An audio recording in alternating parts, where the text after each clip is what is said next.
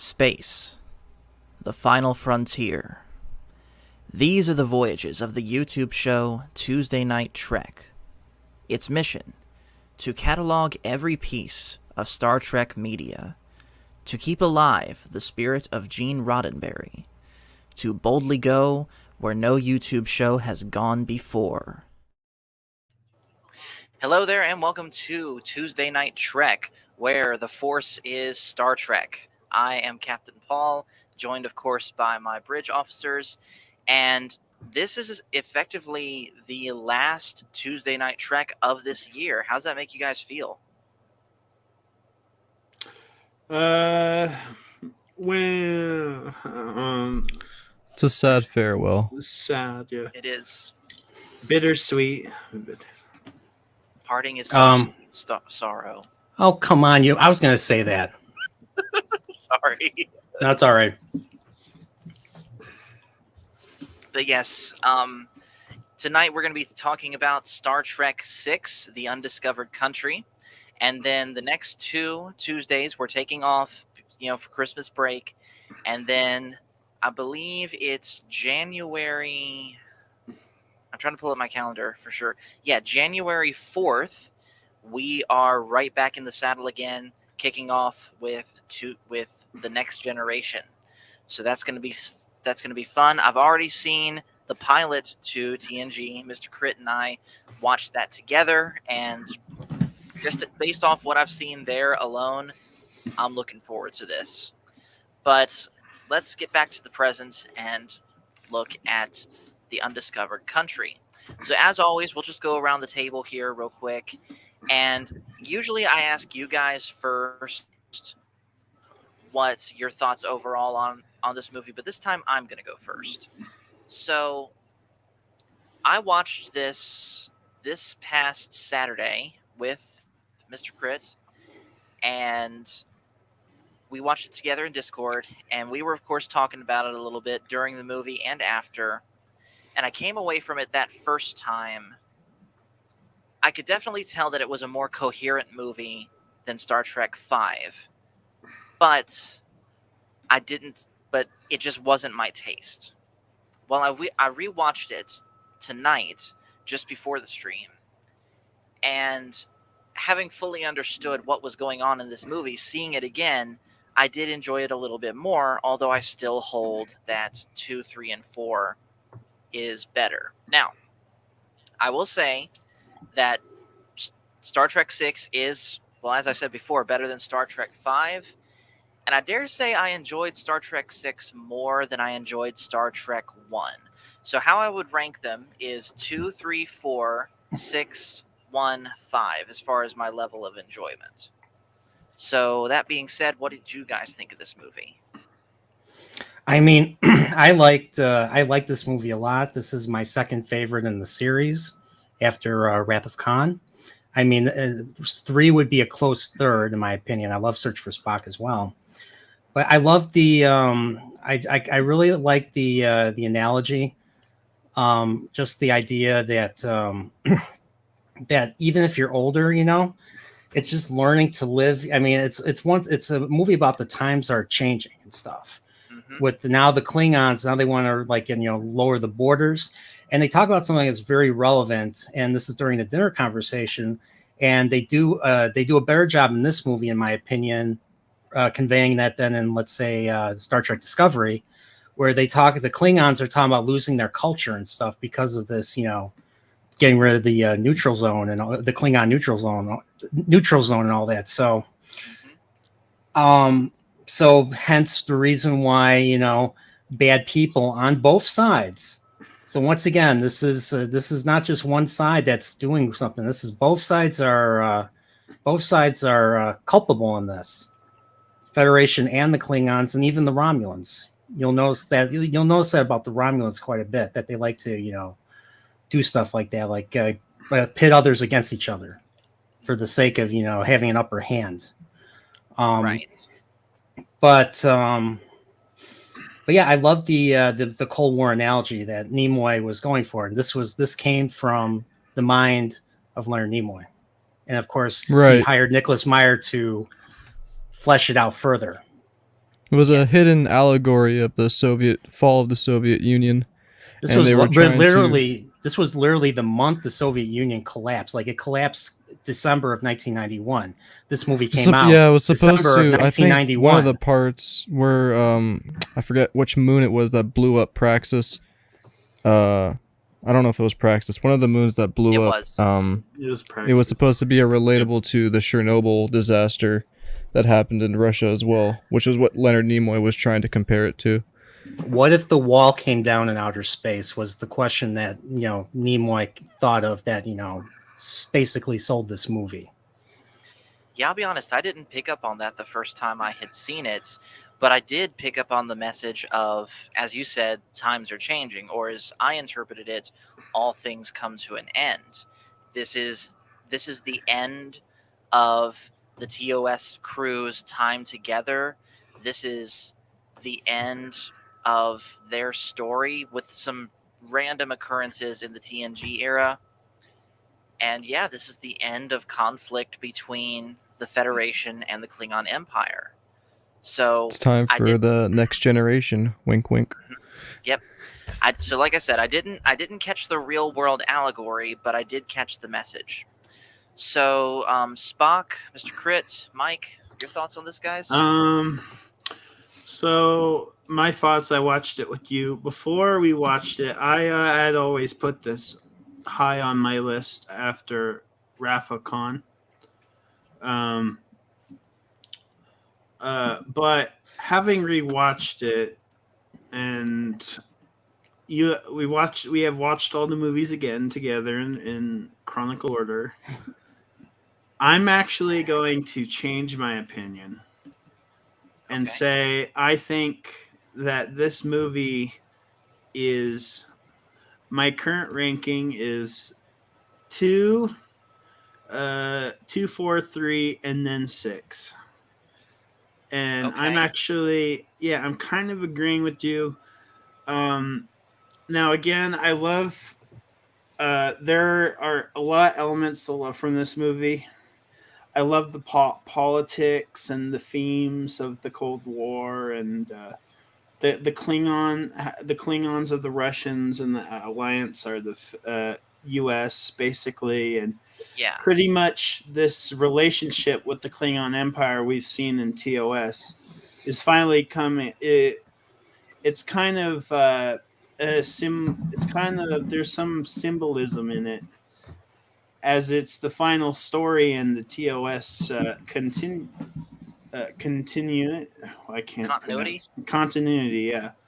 And so it's a Klingon related ending, but and I will say though, even though that this movie has changed on my list, I still think General Chang is the best villain since Khan.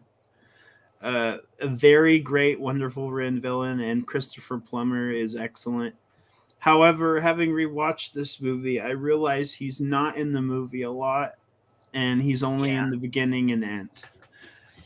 And ultimately, that is why I honestly can't agree with that. Yeah, he's a great villain, but for me personally, spoiler alert, by the way, for the story, I prefer, not saying they're better, but I prefer Valeris as a villain over Chang personally, just because you knew that Chang, the moment you saw him, was going to be the villain.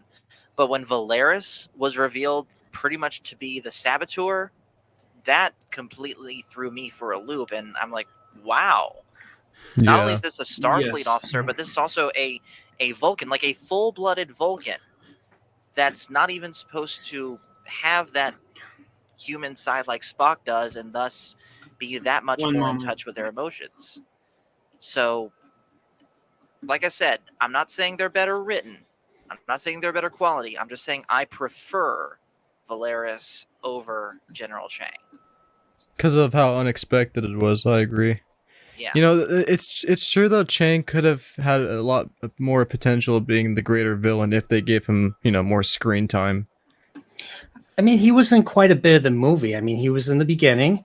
he was the one trying them in the court, and of course he was. You see him throughout the movie, even at the end. So, I mean, I think he was in a decent bit of the movie. All right. Okay. I've returned to finish my thoughts. Again, this movie has a very interesting beginning, a very, very strong ending. But I think most of the problems lie in at least the middle of the movie, which kind of stops the whole movie altogether.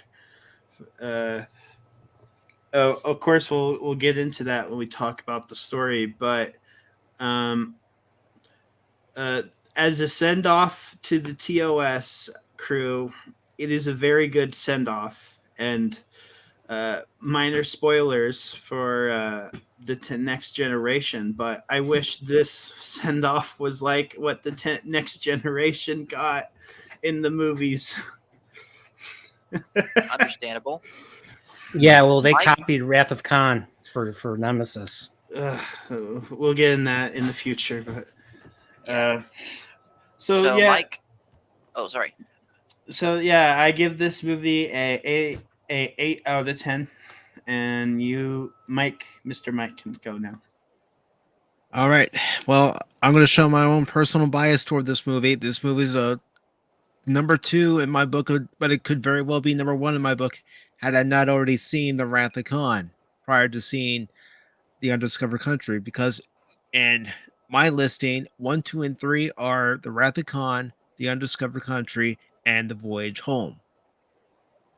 Now, I like this movie because it's a reflection on what was happening in the late 80s, early 90s with the fall of the Berlin Wall, the uniting of Eastern and Western Berlin. You had the Soviet Union, the end of the Cold War.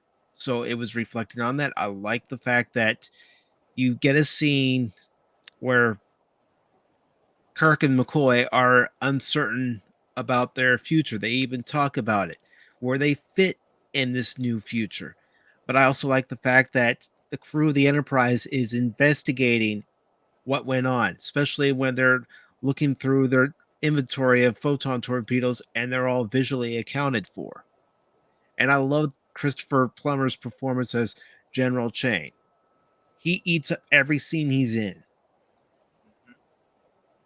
I can see you, Kirk.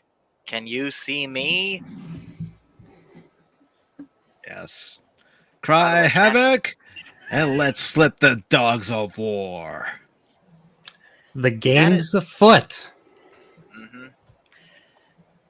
I could see where some people might say he was quoting Shakespeare a little bit too much, but even still, I liked it. Yeah. even if it is too much, he does it so well every time that it's fun. A lot I of would Hamlet references I noticed. Oh, it's across the board. Someone got into an argument with me online because that's what we do online. That the Klingons wouldn't know Shakespeare. I'm like, absolutely, they would know Shakespeare. Read your Art of War. Know thine enemy. Yeah. Hence, the Klingons would most certainly know Shakespeare. They would study their enemy's philosophy, and the first part would be Shakespeare. Hence why they were talking Shakespeare during that dinner. I mean, they still saw each other as adversaries. But yeah, I totally agree with Mike. I mean, Christopher Plummer, that must have been the greatest job in the world. You wear makeup as a Klingon, he just quotes Shakespeare because that's what he did when he was younger. I mean, he did Shakespeare plays throughout the 50s and stuff. I think Shatner did the same thing. I mean, it was. Yeah, in fact, ActionCom is saying something about that here in the chat. He said that Will Shatner was Christopher Plummer's understudy. I'm guessing when they did their Shakespeare thing, Plummer could not perform and Shatner took his place. That's what launched his career.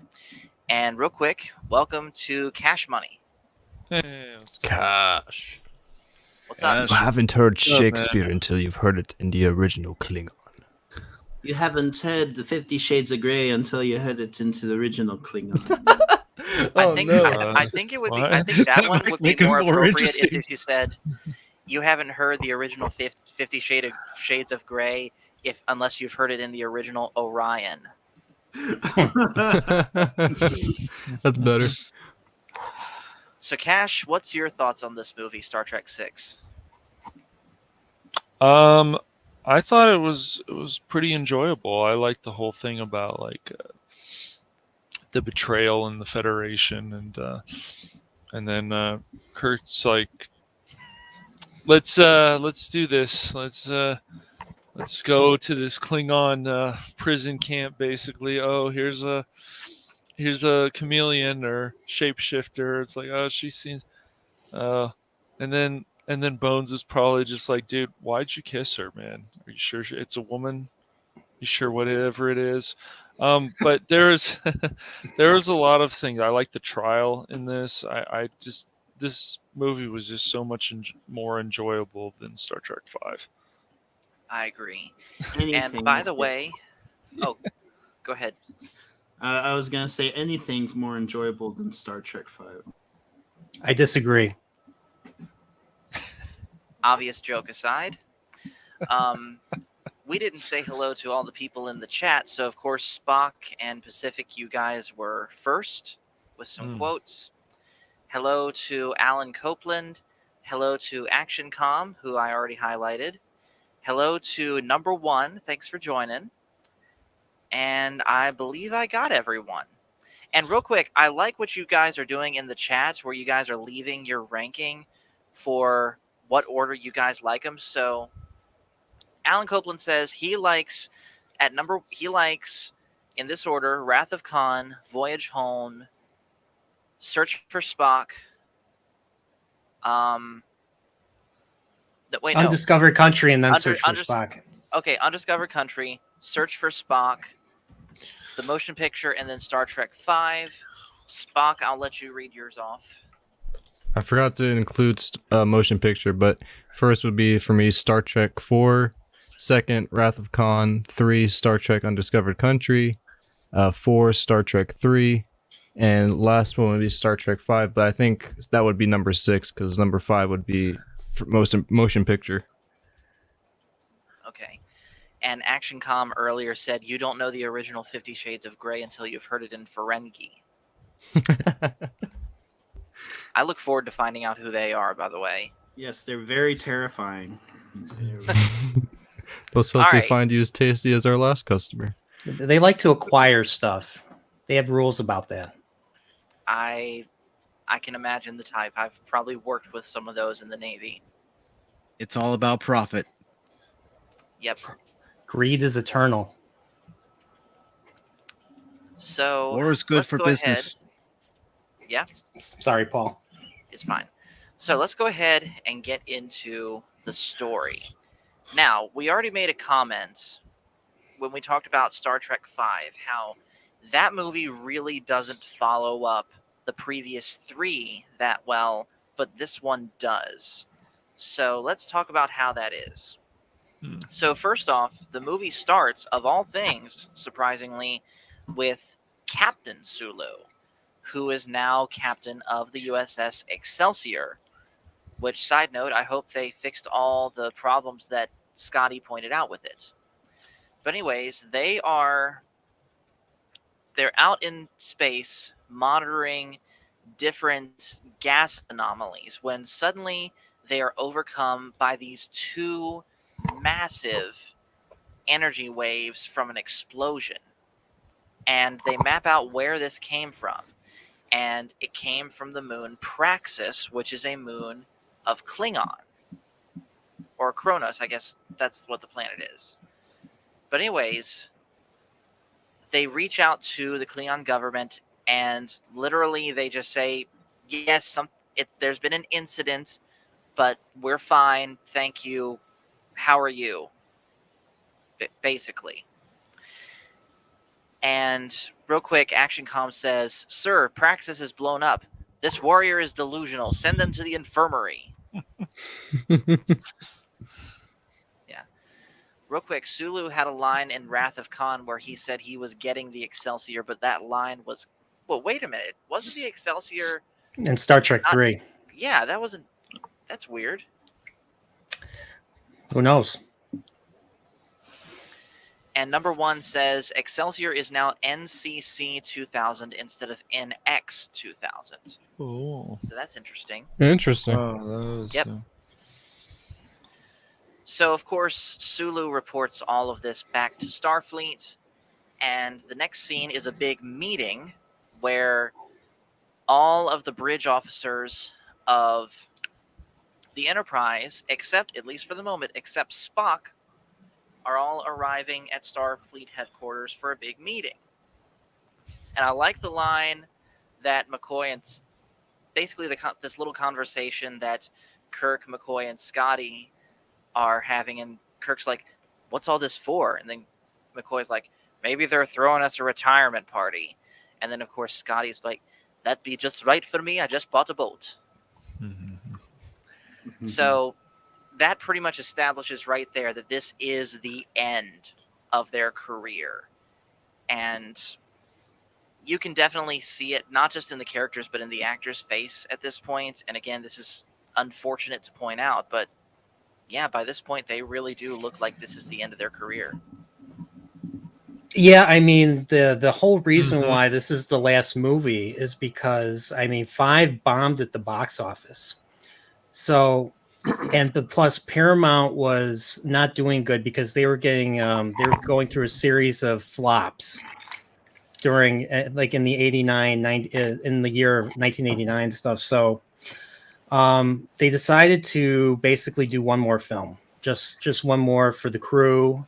There was a lot of investment, especially from Frank Mancuso, who was the president of Paramount at the time, and hence that's why 6 is the last movie. Okay. But this movie might have not happened. Really? Because there were a couple Paramount executives that wanted to do, and we would get this in 2009, but they wanted to do Kirk and Spock, the younger years. Yeah, that was that was Harv. Wow. That was Harv. Yeah, that was Harv Bennett that did that, and they rejected that idea. There was Smart a lot man. of there were a lot of ideas. Yeah. There was that, and there was one that I noted in my Oh. video that Walter Koenig suggested, where half the crew gets killed by sandworms. And of course, for that bit, I used footage from Beetlejuice for my video, but that was a real thing. So Why? Because Walter Koenig's not a writer. And so what we got was from Mr. Nimoy. So once again, thank you, Mr. Nimoy, for being the part of the reason why Trek has, managed to withstand the test of time, in my opinion. I can only imagine how that board meeting was going where Walter Koenig was pitching that story. Well, you see, ladies and gentlemen, half the crew are going to get eaten alive by these giant sandworms, just like in that Russian classic, Dune. Yeah. Excuse me. That's exactly. Well, he says in the movie Cinderella, like in the Russian tale Cinderella, if the shoe fits, and then they're like Mr. Chekhov, and they're pointing down, and you see Dax's feet are like They're not pretty normal much feet. hands. Yes. So, back to what's going on in the story, though. So, the heads of the meeting, including Spock, come in and basically lay it out where Klingon, as of that particular moment, may not exist anymore in 50 years because their economy has been so pushed towards war that they simply cannot afford to support themselves in other areas. So they want to open talks for peace, specifically involving decommissioning all of the star bases that are along the neutral zone. So this is going back to that analogy of the Iron Curtain coming down. Mhm. And many different officers, including Kirk himself and one named Admiral Cartwright, who's going to become important later, they voice their opinions saying that they think that this is a bad idea. And Kirk gets especially annoyed with Spock when Spock says that he basically voluntold Kirk. If you're in the military, you know what being voluntold means. I've heard He basically voluntold Kirk, hey, the Enterprise is going to be at the tip of the spear on this one. We're going to go and pick up Admiral Gorkin. Sorry, not Admiral Gorkin. Ambassador Gorkin. Chancellor Gorkin. Chancellor Gorkin. He's the president of the Klingons. Gorkon. Yes. We're going to go pick up Chancellor Gorkin and bring him to a peace summit where we're going to negotiate all this stuff. And of course, Kirk is not happy about this. And Kirk and Spock have a bit of a conversation. And there's a really interesting line that I think I understand the meaning of, but I'm going to ask you guys whether or not I'm right. So Spock says there's an ancient Vulcan proverb. Only Nixon could go to China. And this is my interpretation of that. That there's only one person that's right for any certain job. And right now, you are the person that's right for this job. Does that sound about right? Yeah, that sounds about right. I agree with that. Yep, that's correct.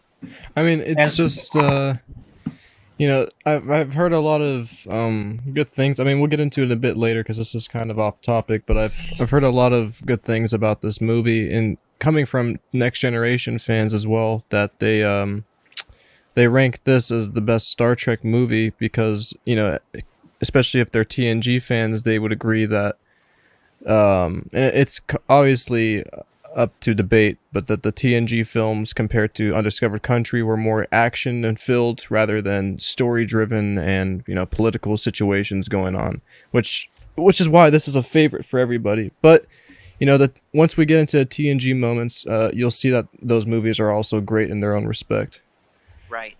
And real quick, ActionCom and Number One are pointing out more similarities to the fall of the Soviet Union, where ActionCom is saying Gorkon equals Gorbachev, and then Number One also saying that that's similar to Gorky Park, which was a pretty prominent area in, I'm guessing, Moscow at that time. And then, let's see, Nixon was a rabid anti-communist, but when he saw a political opportunity, he took it. He knew play nice with China would make Russia very weak. Presented without comment. Yeah, I mean, to me, Gorkon was basically, I mean, I might be disagreed with, but he basically made me think of Lincoln. He was designed after Lincoln. I mean, they had the same facial hair pretty much. Yeah, and then what happens to Gorkon? We'll find out. Yeah. Oh, and by the way, since you brought up Lincoln in a Star Trek show, even though Brandon's not here, I have to do it. Lincoln in space. I don't. Okay. But I feel David Savage Warner's Curtain, cash money from TOS. I feel David Warner's role in this was not wasted, unlike Star Trek V. Wait a minute, that was the same person? Yeah, the same that played St. John Talbot. That was the same actor. I didn't recognize him. That's how good. That's how good of an actor he is. That's how good of an actor he is. That's crazy. And you'll see him again in TNG. Awesome. Oh, my bad. Did I miss it? Were we talking about Worf? We're talking about Gorkon. Oh, Gorkon. But yeah, there was a lot of hidden actors in this movie. We also saw Michael Dorn as a Klingon in the High Council, which was a pretty cool appearance. The ancestor, Colonel Worf, is it? According to Star Trek Encyclopedia or Star Trek Chronology, Colonel Worf is supposed to be Worf's grandfather. Well, even in the father 25th of anniversary, Moog. Yeah, even in the 25th anniversary TV special, there's an interview with Michael Dorn in his, Colonel Worf makeup, and he says that Worf that he's playing in Undiscovered Country is his character's grandfather in the Next Generation. So that's cool. So after this happens, they of course all go back to the Enterprise, and we meet a new person on the bridge, a Vulcan woman named Valeris. Now, at first, I didn't like her because, again, I didn't see the twist coming that she's going to be the bad guy. But not knowing that, I didn't like her because she just seemed a little bit snooty to me, which does not make sense for a Vulcan. But then again, Spock was very much he knew how to be sarcastic when he needed to. So I guess I'm not complaining about much. But when we were watching the movie and, of course, seeing her doing what she's doing, Crit and I, we were having a discussion. If they're going to bring in Valeris, why didn't they just... If they're going to have a female Vulcan, why not just bring back Saavik? But that being said, I don't think I wanted to see Saavik turn evil, or at least betray, Kirk and all them. That was, I believe, the original idea was to bring Saavik back. I don't know the full story. I don't know the full story either, but that was their original idea, to bring either Robin Curtis back as Saavik or try to get Christy Alley to come back as Saavik. I don't think that would have happened. But Christy Alley, because she wasn't smart on this and decided, I'm getting too big for my britches, basically, that I'm a big star now, I'm on Cheers and this and that, whatever. But she should have continued with Star Trek. Agreed. But she didn't. That was a bad decision on her part. I still think it is. So at least as of now, she is still on Vulcan, allegedly raising Spock's baby from when they had to go through Ponfar on Search for Spock. So basically, Action Com is saying the same thing. Saavik was going to betray them. But then again, I'm glad that they didn't do that. I'm glad we got Valeris, because I like the idea of Saavik more as a good guy. And by the way, hello to Coffee on Korriban. Here's a sip for you. Hey, Coffee. What's up, sir? Hail coffee. By the way, Hello, Coffee. if you guys missed it yesterday on his channel, Hello, Coffee. we were revisiting The Force Awakens, and I heard chaos ensued. yes. It got to the point where, in a sense, we were kind of stalling talking about the movie, because we just got off on so many tangents and stayed on so many tangents, like worse than anything I've had on my channel, but it was still fun. And by the way, hello to Darth Mandalorian. Thanks for joining. I don't know. Revisiting The Force Awakens to me is like revisiting a toxic relationship, in my opinion. Understandable. All right. So, anyways, the Enterprise departs with, of course, real quick, Coffee on Korriban says, but we managed to keep it reasonable. It didn't melt into blind rage. And that is true. Let's see if the same holds true next week when we talk about The Last Jedi. Oh, I thought it was the greatest movie ever. Me too. I thought my version No was comment. All right. We don't want to start stalling here, because we have no reason to stall with this movie. No, it's quite simple, actually. Continue. Okay, so the Enterprise gets underway, and the next major scene we get is Kirk doing one of his captain's log, and he says, quote, "I've never trusted Klingons, and I never will. I could never forgive them for the death of my boy." But then he also goes on to say, but this is the job I have to do, and I'm going to do it. And right at that moment, in walks Valeris, basically to give him a nothing notice of, hey, we're here, when she could have easily done that over the intercom, but she chose to say in person in Captain Kirk's quarters. Remember that. So they bring the Klingon party aboard, Chancellor Gorkon and all of his different people, as well as one Klingon named General Chang. And General Chang seems the most friendly in a he's friendly to Kirk in an unfriendly way, if you understand what I mean. Like, yeah, he's he like, always wanted. I always wanted to meet you. Remember, Cold Warriors, or I forget how he puts it. Was it in space? Warriors or Cold Warriors? Yeah, yeah, In space, so we're all cold warriors. yeah. Like he seems oddly fixated on Captain Kirk as this person of military conquest when we've seen that nothing could be further from the truth in literally everything in Star Trek up to this point. Kirk actually does his best to avoid violence, but of course, when he has no choice, then he'll do what he needs to do. But if he can talk someone down from violence, he will. Example, the Corbinite maneuver.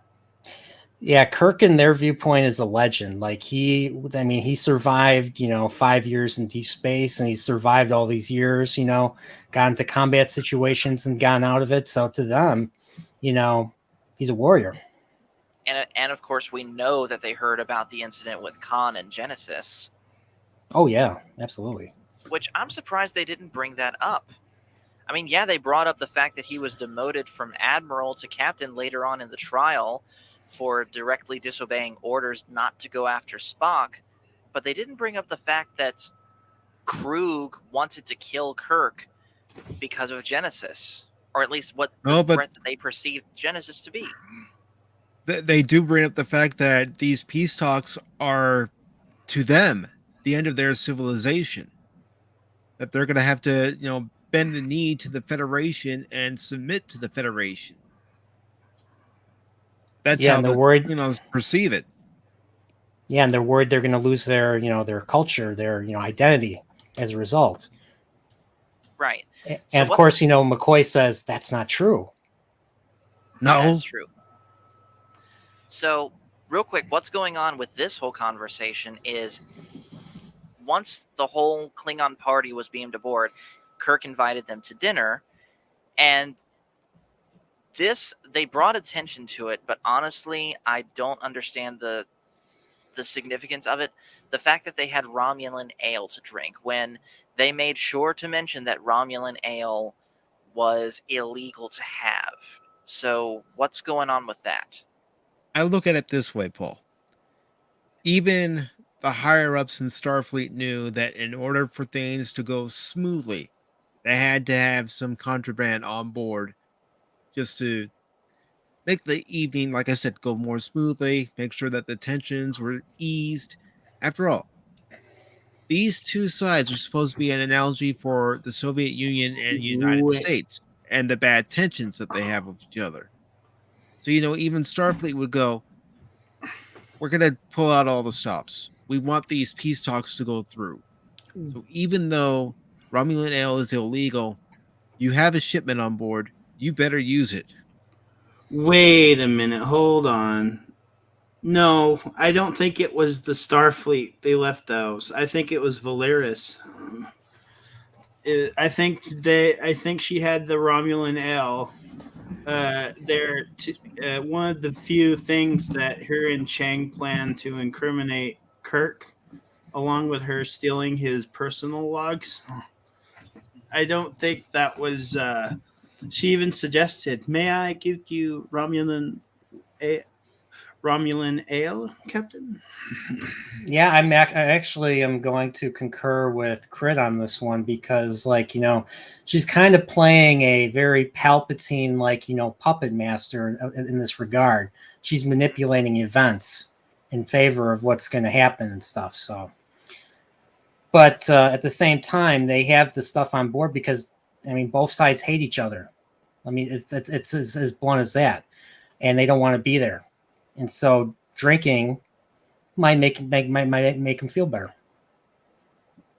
Fair in my enough. opinion. And yeah, I like what ActionCom says here. People sneaking a bottle on a ship is as old as the wooden ships. And I'll add to that also, because I've seen this from experience, stashing bottles in barracks rooms.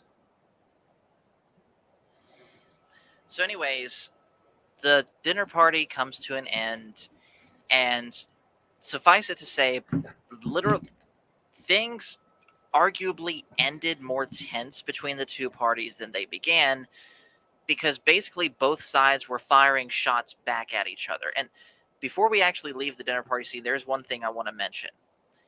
When Chekhov brings up how everyone has certain unalienable rights, Gorkon's daughter, that I can't remember what her name is. Azadbur, yes.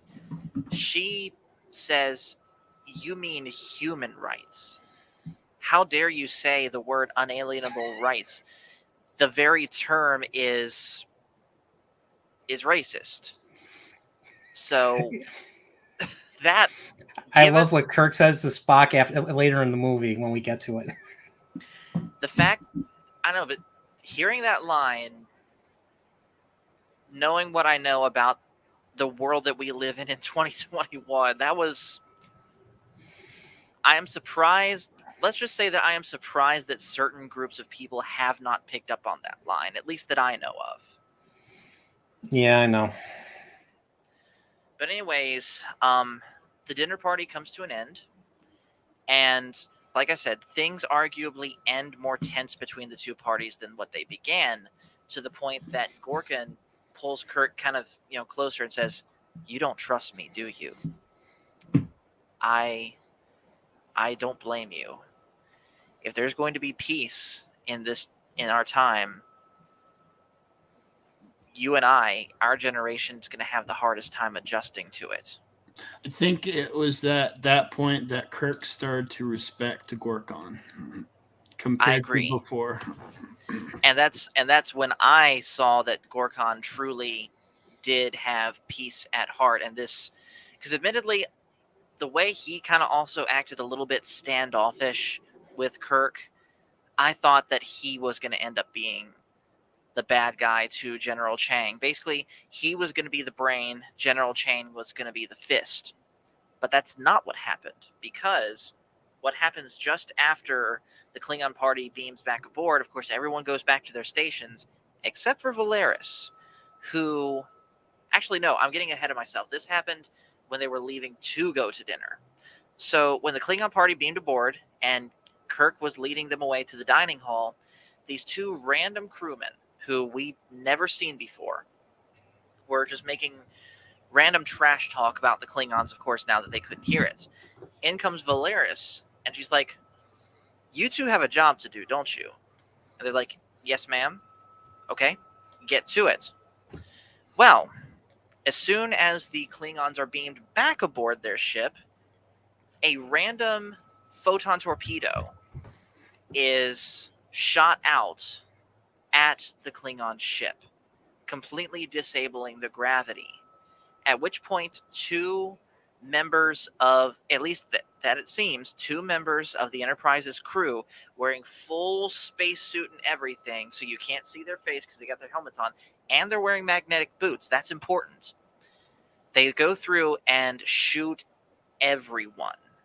Now they don't kill everyone. There are some people that survive, including General Chang and one of the officers that was there with... Yeah, he gets his arm shot off. He gets his arm shot off, which kind of reminded me of Star Wars a little bit. But, of course, the Klingons are royally pissed with Kirk, including especially General Chang, who says, "I'm going to blow you out of the sky for this." Now, we've come to you in peace, and you've blatantly defiled that peace. I love Christopher Plummer's role.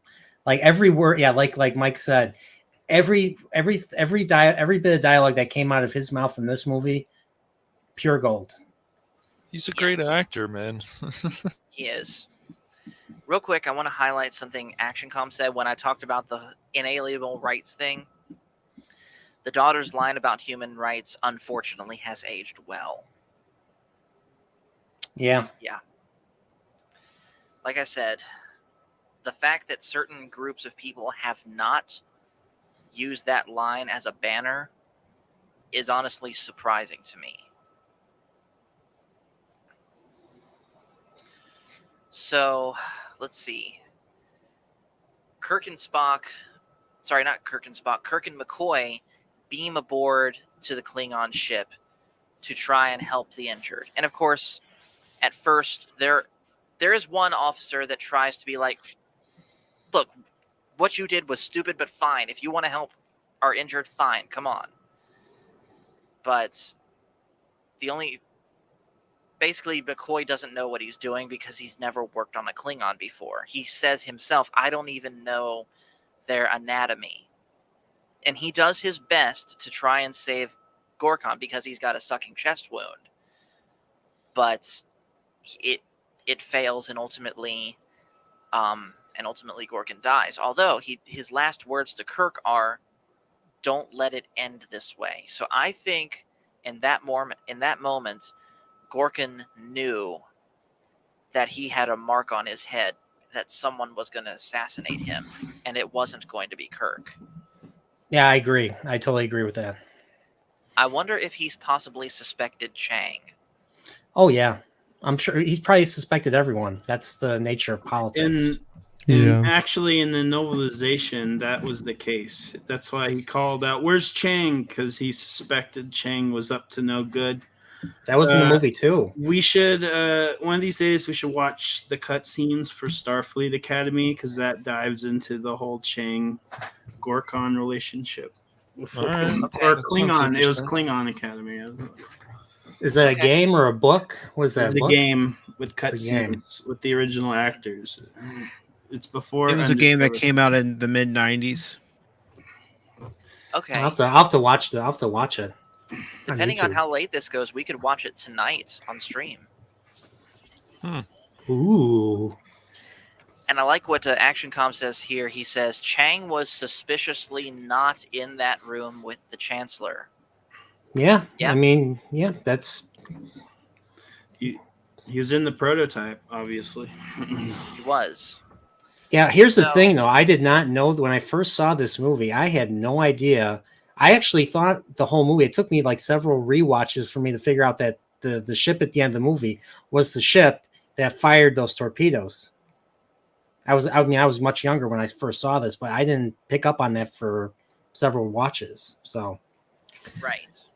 And of course, like I said, the crew of the Enterprise had no idea what was going on because Scotty said that according to his count, no torpedoes had been fired, and yet somehow torpedoes had been fired in their system. So I'm guessing Valeris also altered their systems to make it look like 2 photon torpedoes had been fired.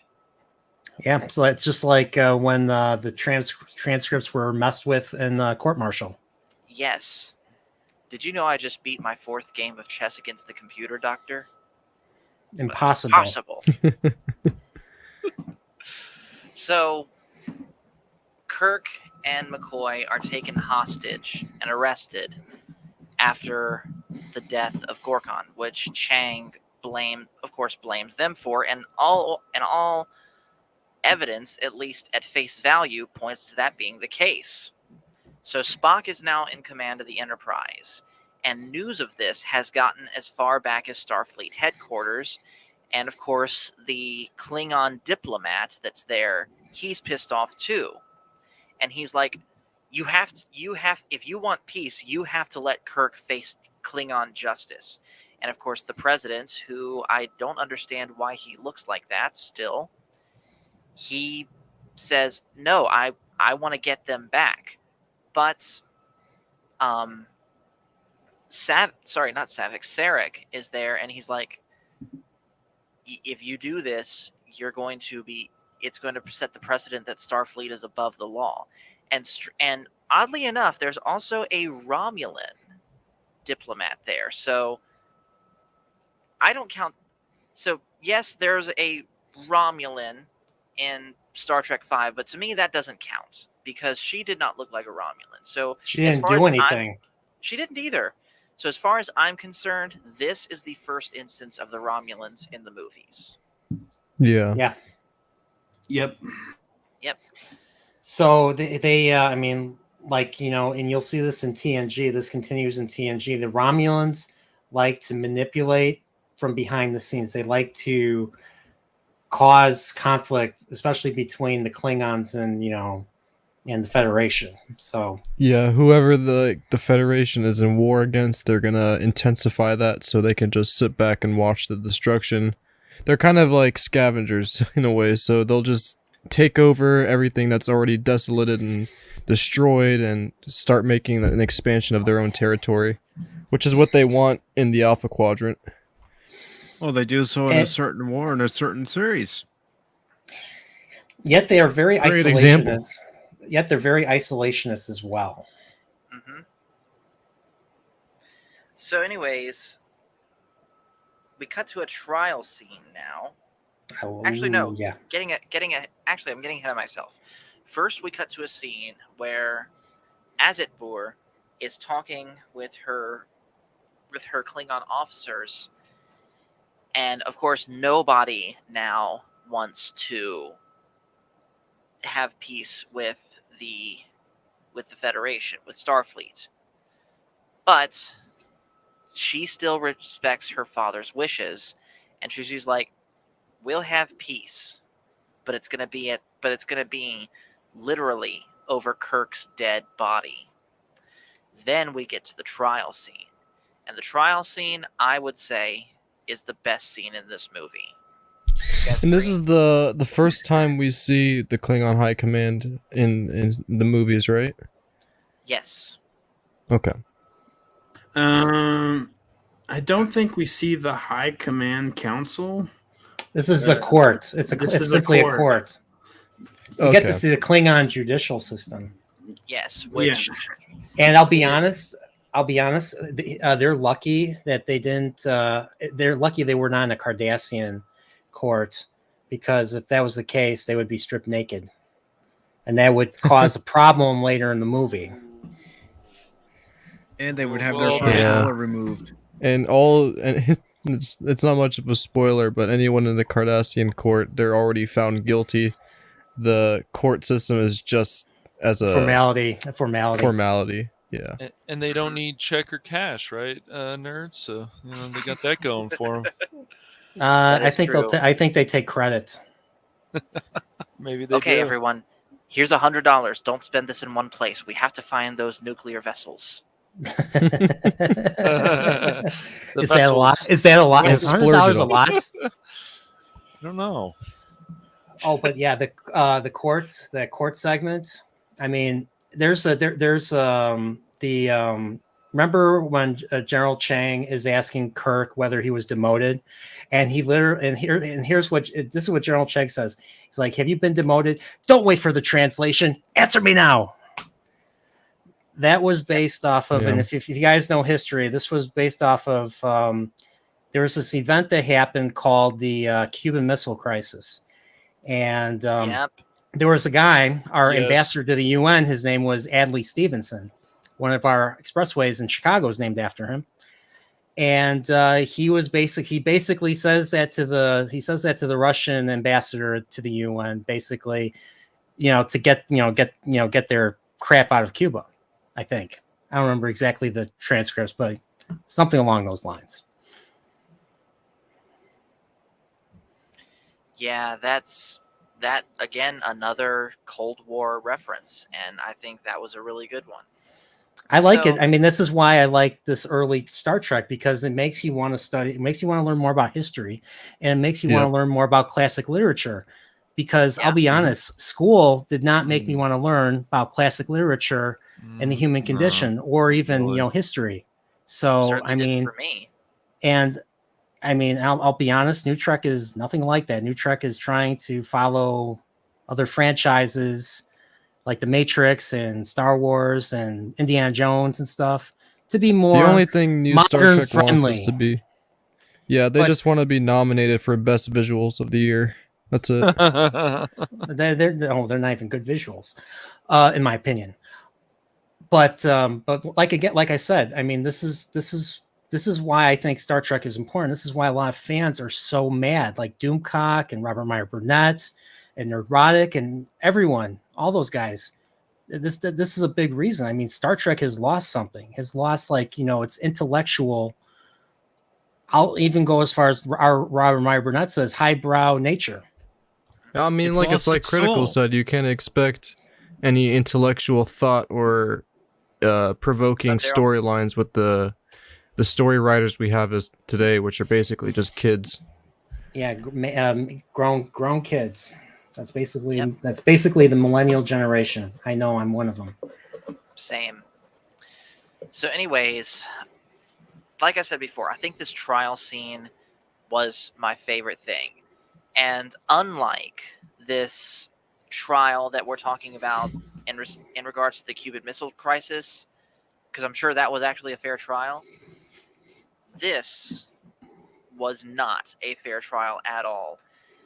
I know you said what you said about the Cardassians, Spock, but this is pretty close to that. Where, Yeah. They're both really unfair judicial forms of having a court go about and putting somebody in a prison. I mean, they don't even have a prison. They just send people off to a mining moon. yeah. Well, it's very barbaric. I felt that the trial, there were two things. The evidence that Valera used to incriminate Kirk, which was the personal logs and the Romulan L, and two, that Chang was a great orator. And Orator. And he couldn't be undone. I totally agree. But I think if you took the evidence away, there might have been. Hold on a second. Action Com says something interesting here. Sorry to cut you off, Crit. He says, I disagree. This is a fair trial, but a fraud is being perpetrated on the court. And it's funny you say that, because that makes me think of this trial even more. If I can draw a real life parallel here, this kind of reminds me of something that's happened recently with one, and I'm speaking in code here, with one Lyle Kittenhouse. Excuse me. Yeah, I mean, but this is, I mean, it's like McCoy says in the movie, they're being set up, and the court doesn't know this. Everything is circumstantial. That's why, between the evidence being circumstantial and the fact that Azabur wants to go on with the peace talks, that's why their death sentence, they were going to be executed, because you don't kill a head of state, even if it's a Klingon. Basically, I mean, they were commuted, but the thing was, the death sentence was commuted, but they got even worse punishment. They have to go to Klingon Siberia, also known as Rura, Pente. Yep, which is what Daryl says here. And just a side note, hello to X-Wing. How you doing, buddy? Hello, X-Wing. Commander. Hello, Commander. Sir. Yes. I will say that I think the Chancellor's daughter felt that Kirk was innocent the whole time, but because there was nothing that could not support Kirk in this trial, and so she had no choice but, for the best interest of the Klingons, to say, you must extradite Kirk, you must let him just go through the trial, you should just let him get prosecuted. I disagree. I think there was genuine anger, and she believed that Kirk did it. But if what Crit is saying is true, that could be another showing of the saying, the needs of the many outweigh the needs of the few, or the one. Then again, here's the thing too. When she's talking to Chain and her advisors before we get to the court scene, she says, we'll go through with the peace talks, but Kirk will pay for her father's death. And she looks directly at the camera as if she's communicating with the audience, saying, your hero's going to get it for the death of my father. And then Chang interrupts her and says, your father died for his beliefs. So that kind of gives the audience an idea that, perhaps he's behind it. Yeah. Planting the seeds. They're all just trying to set up Kirk because of what we saw in Star Trek V, how they just want to extradite him because of what he had done in search for Spock. Yeah, and after seeing the way Chang talked to her, I kind of think that was his way of threatening her. after seeing this again, and I've watched this so many times. Every time I watch it, I get something new out of it. And this time when I saw that, I was like, that was his way of threatening her, I think. Yeah. Real quick, ActionCom asks, how many on the panel has seen the Disney movie 20,000 Leagues Under the Sea? That's where they got Rura Pente. It's been a minute, but I have seen it, and I loved it. You're talking about the 1950s one, right? Yeah. Oh, I have to see that. When I was 5 years old. Jules Verne. Yeah, that Surprised was I haven't seen that. I watch a lot of movie. 50s movies. Do you not know a whale of a tale to tell you lads? Do you want to know a fun fact about? Do you want to know a fun fact about Jules Verne? Yeah. He's Doc Brown's favorite author. Really? Wink, wink.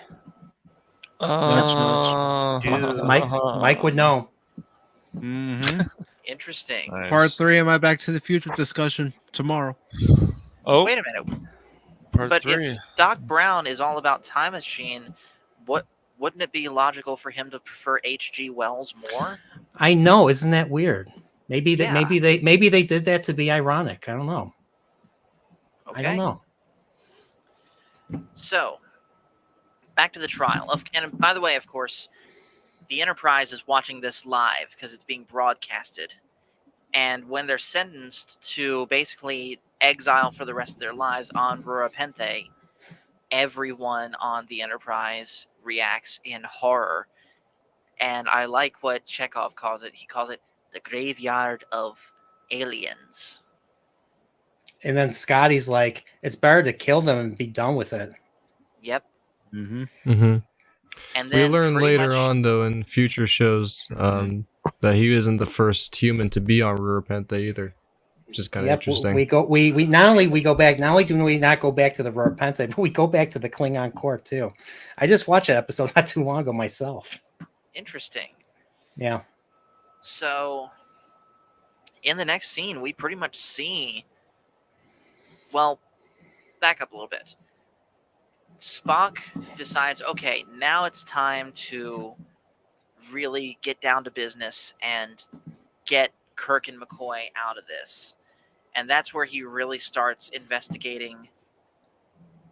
He specifically investigates the two crew members of the Enterprise that went to the Klingon ship and murdered Gorkin.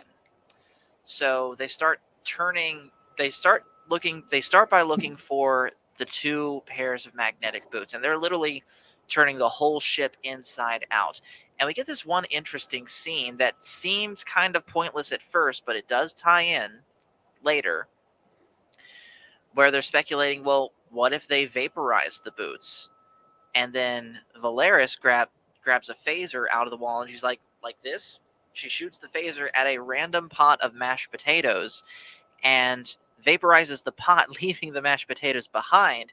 But the important part of this scene is that an alarm sounds, and pretty much everyone recognizes what the alarm is because they're like, who fired a phaser when they're not supposed to? And they're like, don't worry, it's nothing. But, yeah, that scene comes important later. Oh, real quick. Daryl, Who the bloody hell shot a phaser? Yep. So real quick, Daryl says Ambassador Gorkin was Sark in Tron. Yep. I didn't Yep. know that. Yes, Wow. he was. Yep. Yes, he was. And he also played the devil in Time Bandits. And he played the drunk ambassador in Star Trek V. He was And also of course, and the professor in Teenage Mutant Ninja Turtles Part 2. I was Secret just of going the to bring that Ooze. up. You're Now, becoming that's actually the- That's true. Yes, he did. That's actually the first Wow. movie. That's I think the first Yes. time I've ever seen him was in that because I saw that movie Turtles as like a 7-year-old. So yes. dude. way before I was a I Trek think fan. David Warner's my favorite role from him though is Sark from Tron. If you haven't seen Oh, it, it's, yeah, it's dude. the best. It's Very the best. Even more than Gulma Become Dread. ruthless, Sark. I would Even say more. Tron is still Control probably the an crap. underrated film. Even I think it still Yeah. is. But so Bring good. back Uprising. You know what's funny? It's Yeah, one I thing. wish, Here's dude. another thing I took away from this movie that I never really thought of. So Spock's ancestor is Sir Arthur Conan Doyle. or is it Sherlock Holmes? I don't know which one. Because, he says, whatever is, if you remove the impossible, whatever is left, however improbable, is the truth. He says, one of my ancestors came up with that. So it's either Sir Arthur Conan Doyle or Sherlock Holmes. Any comment on that, Spock? Is he your ancestor? That I actually did not catch. That's pretty funny though. And did you I mean, I wouldn't doubt it. I mean, coming from how smart Spock is, I'm sure not all of that is coming from his Vulcan side, and that's his human side. It would make sense if his ancestor was either or. I would say more of Sherlock Holmes if that's what they were trying to go with, because that just sounds cooler.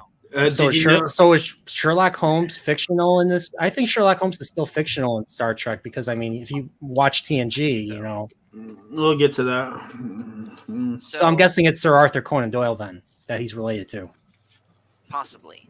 So a couple things ActionCom is saying I want to highlight. First off, do you think a starship should have a galley? Because I like the idea a cook should be an important part of the. Yeah, I think they should. Yeah, because I think so. You have the replicators that can just about make anything you want, but I still think there should be that human touch, at least to sustenance. Well, we do get the greatest cook ever in Star Trek, Neelix. Okay. And then no, he but also there's says, one thing. Oh, go ahead. I'm guessing talking about David Warner. He was in another Nicholas Meyer film called Time After Time. It's about H.G. Wells hunting Jack the Ripper in modern-day San Francisco. Let me guess how that movie ends. Does it end with Jack the Ripper being nothing but an evil spirit that possesses different people, and they have to take this hallucinogenic shot to calm everyone so that he has no effect, and then they sedate Jack the Ripper, and he's like, I'm gonna kill you all. And Jack the Ripper is played by Winnie the Pooh, as opposed to Piglet this time. Oh my god! But going back to the galley idea, I mean, stupid. The one thing I've never understood about starships is the fact that they bring families on board. I mean, that is kind of like a bullseye. It's say, hey, destroy me, and you'll kill like over 400 people aboard. I mean, space has. I mean, once again, space is infinite. Just being in space is hazardous. So bringing families is impractical, in my opinion. But yeah, like a galley makes more Spoilers sense for because if TNG. you're gonna feed, Save this. I want to talk about this when we get to TNG because I have the perfect answer for it, but I don't think it applies. but they do have families in the ship that they're in this movie. I don't. They do? I don't remember. think so. There's no Yeah. families. This is a military ship. There's no families at this era of Star Trek. no, It's not I until don't. TNG. Yeah, are you confused, Spock? I don't remember seeing anyone else on the Enterprise. I think My Spock is out of his Vulcan mind. Whoops. I'm kidding. Nah, Spock's just getting No, up there. in Spock's age. awesome. He's losing his age. He's losing his edge. No, I thought I could have swore I saw some children, but it probably wasn't. And So children shall anyways. lead. Yes. Sorry, Oh, God. They're probably just sorry, tiny, Paul. tiny Thanks for reminding aliens. me. I reopened old wounds. My bad. Yeah. So, next scene is, of course, Kirk and McCoy arriving at Rura Pente, and the jail warden. This is basically his speech. Welcome to Rura Pente. Look around. There is no guard tower. There's no stockade.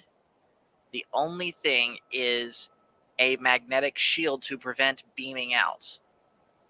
If you do your job, you'll be treated good. But if you don't do your job, we're going to throw you outside in the cold where nothing survives. And to demonstrate that, almost as if he planned it this way, right at that moment, a prisoner who looked somewhat human, I think he was human, was thrown, literally wearing nothing but a loincloth, out into the cold, and he freezes to death in less than a minute. It made me think of a Red Smeagol. What? I didn't know if that was a human or something, but that looked like Smeagol from Lord of the Rings. It Little kind of did. Yeah. And by the way, welcome Smeagol. to Chaotic Truth Live. I believe this is the first time I've seen you on here, so welcome. And unfortunately, sir, this is not an open stream. This is something that's actually planned out and structured. But if you want to be able to join one of my streams, I would suggest tuning into our Sunday streams. That is where we're a bit more open with our discussion, and there is the possibility of us throwing the StreamYard link out for people to join us. But remember to comment, because we will always discuss your comments. Oh yeah, you can. Yeah, you can Yes. of course participate in the chat, but no StreamYard link this time, buddy. Sorry. So they're brought inside this. They're literally the whole living quarters in the mine is under one big glacier. And almost immediately, this one alien that is speaking a language that sounds a lot like Star Wars is picking on Kirk for reasons. And in comes this one weird-looking girl with yellow eyes, remember that says, "We want you."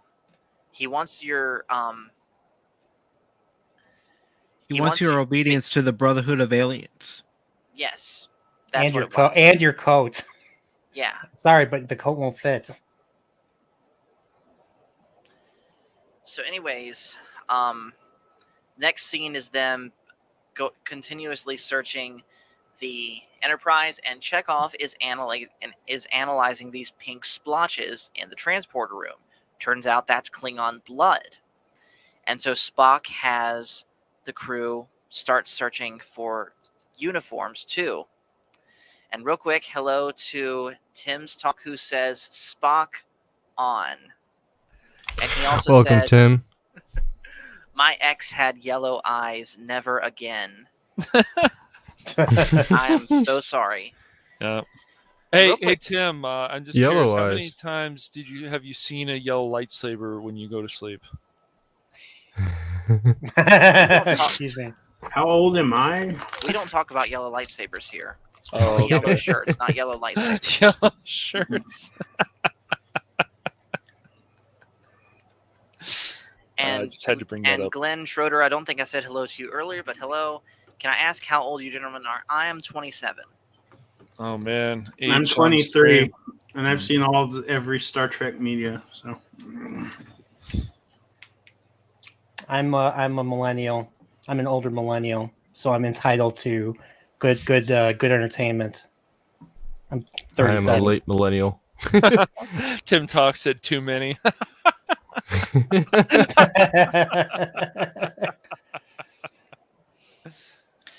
Let's see. Glenn Schroeder says, Iman was married to David Bowie. Who did Iman play in this? She The played. yellow- She played the She's- yellow-eyed she played Martia. shapeshifter, Martia. That was her. Interesting. Yeah, I was like, what in the world kind of name is Iman? She's model. from. I think she's from Africa. I think, Oh, okay. she's a model. but yeah, she's a model. Fair enough. So Iman quickly befriends Kirk and McCoy, and basically she asks their help to escape. And Kirk and McCoy aren't very sure about it at first.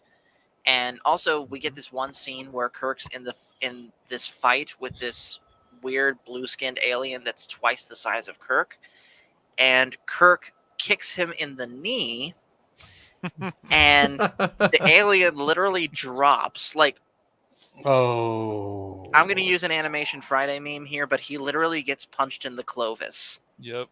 Yeah, Nice. yeah. Not all genitalia is in the same spot. Not with these aliens, I guess. Yeah, you gotta find. Could be in the forehead or in the armpit, or it might as well be in the knee. forehead. Yep. Well, isn't the I mean- isn't the Vulcan heart on the side, Spock? According to Right here. McCoy in an episode. Yeah, right there. And then Kirk tells McCoy to go check on him, and Kirk says, "Let him know we're not holding a grudge. Suppose he's holding a grudge." Yeah. Hey, they're altruistic. That's why I like these characters. And what did that lady say to Kirk after he knocked out that alien. He's like, "There's something you want to tell me?"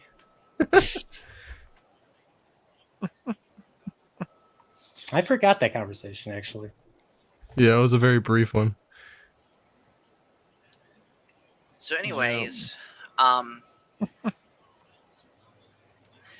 real quick, Glenn Schroeder says, I'm 51, guys. Glad to see a new generation enjoying Star Trek. And yeah, so far, because like I said, everything. I'll remind everyone, everything that I have seen Star Trek, pretty much period, has been for the first time, and I have, for the most part, loved every minute of it. Yes, Star Trek is addicting. I guess you're starting to understand why so many fans are passionate about it, and Yeah, Yeah. the with messages Star it Wars. express, because it's not like, like Star Wars is It's- great, but you wouldn't really say it's the same because this is offering deep, philosophical messages in each episode, if not every movie, which is Yeah. why they're remembered. There's a timeless quality, even though they're talking about, even though there's a lot of, real world, parallels and stuff. There's a timeless quality to Star Trek, and especially this Yeah. movie and Wrath of Khan and all that fans cherish. I think that's And- my favorite theme with Star Trek, the unorthodox situations, but how it parallels to modern day society or Agreed. modern day thinking. Does that make it Catholic then? If it's unorthodox? I know. I know. I would say This it's is my universal. joke. Nerd. You know My what? dad joke of the day. Without getting like too deep in it, it's definitely universal, where it's for every single any ethnic background, any religious belief. It fits anything really. Coexist. So, going back to what's going on in the movie. So, Kirk and McCoy eventually decide to take Martia up on her offer to help escape. After Kirk and her have sort of a late night talk, and Kirk kisses her. That's important, by the way, because that comes up in a pretty hilarious quote later. I know. We'll get to that though. So the next day, the three of them pretend they're doing their job, but Martia uses her changeling powers. I'm calling her a changeling. But anyways, She is. Yep. So they make it to the surface, and they're able to survive because they have warm clothing. They get a fire going, but Kirk is suspecting something about her. And when Martia asks him, "Okay, call your ship, let's get out of here," he punches her in the face. And he's like, "I figured you out. The jail hired you to follow us and rat us out." And she's like, "Yeah, they offered me parole." And then she shapeshifts into Kirk. And so literally again, this is probably what the third time now we've seen Kirk versus Kirk, because we had it in The Enemy Within. We had it in the Whom Gods Destroy. Whom Gods Destroy, and now we have it here.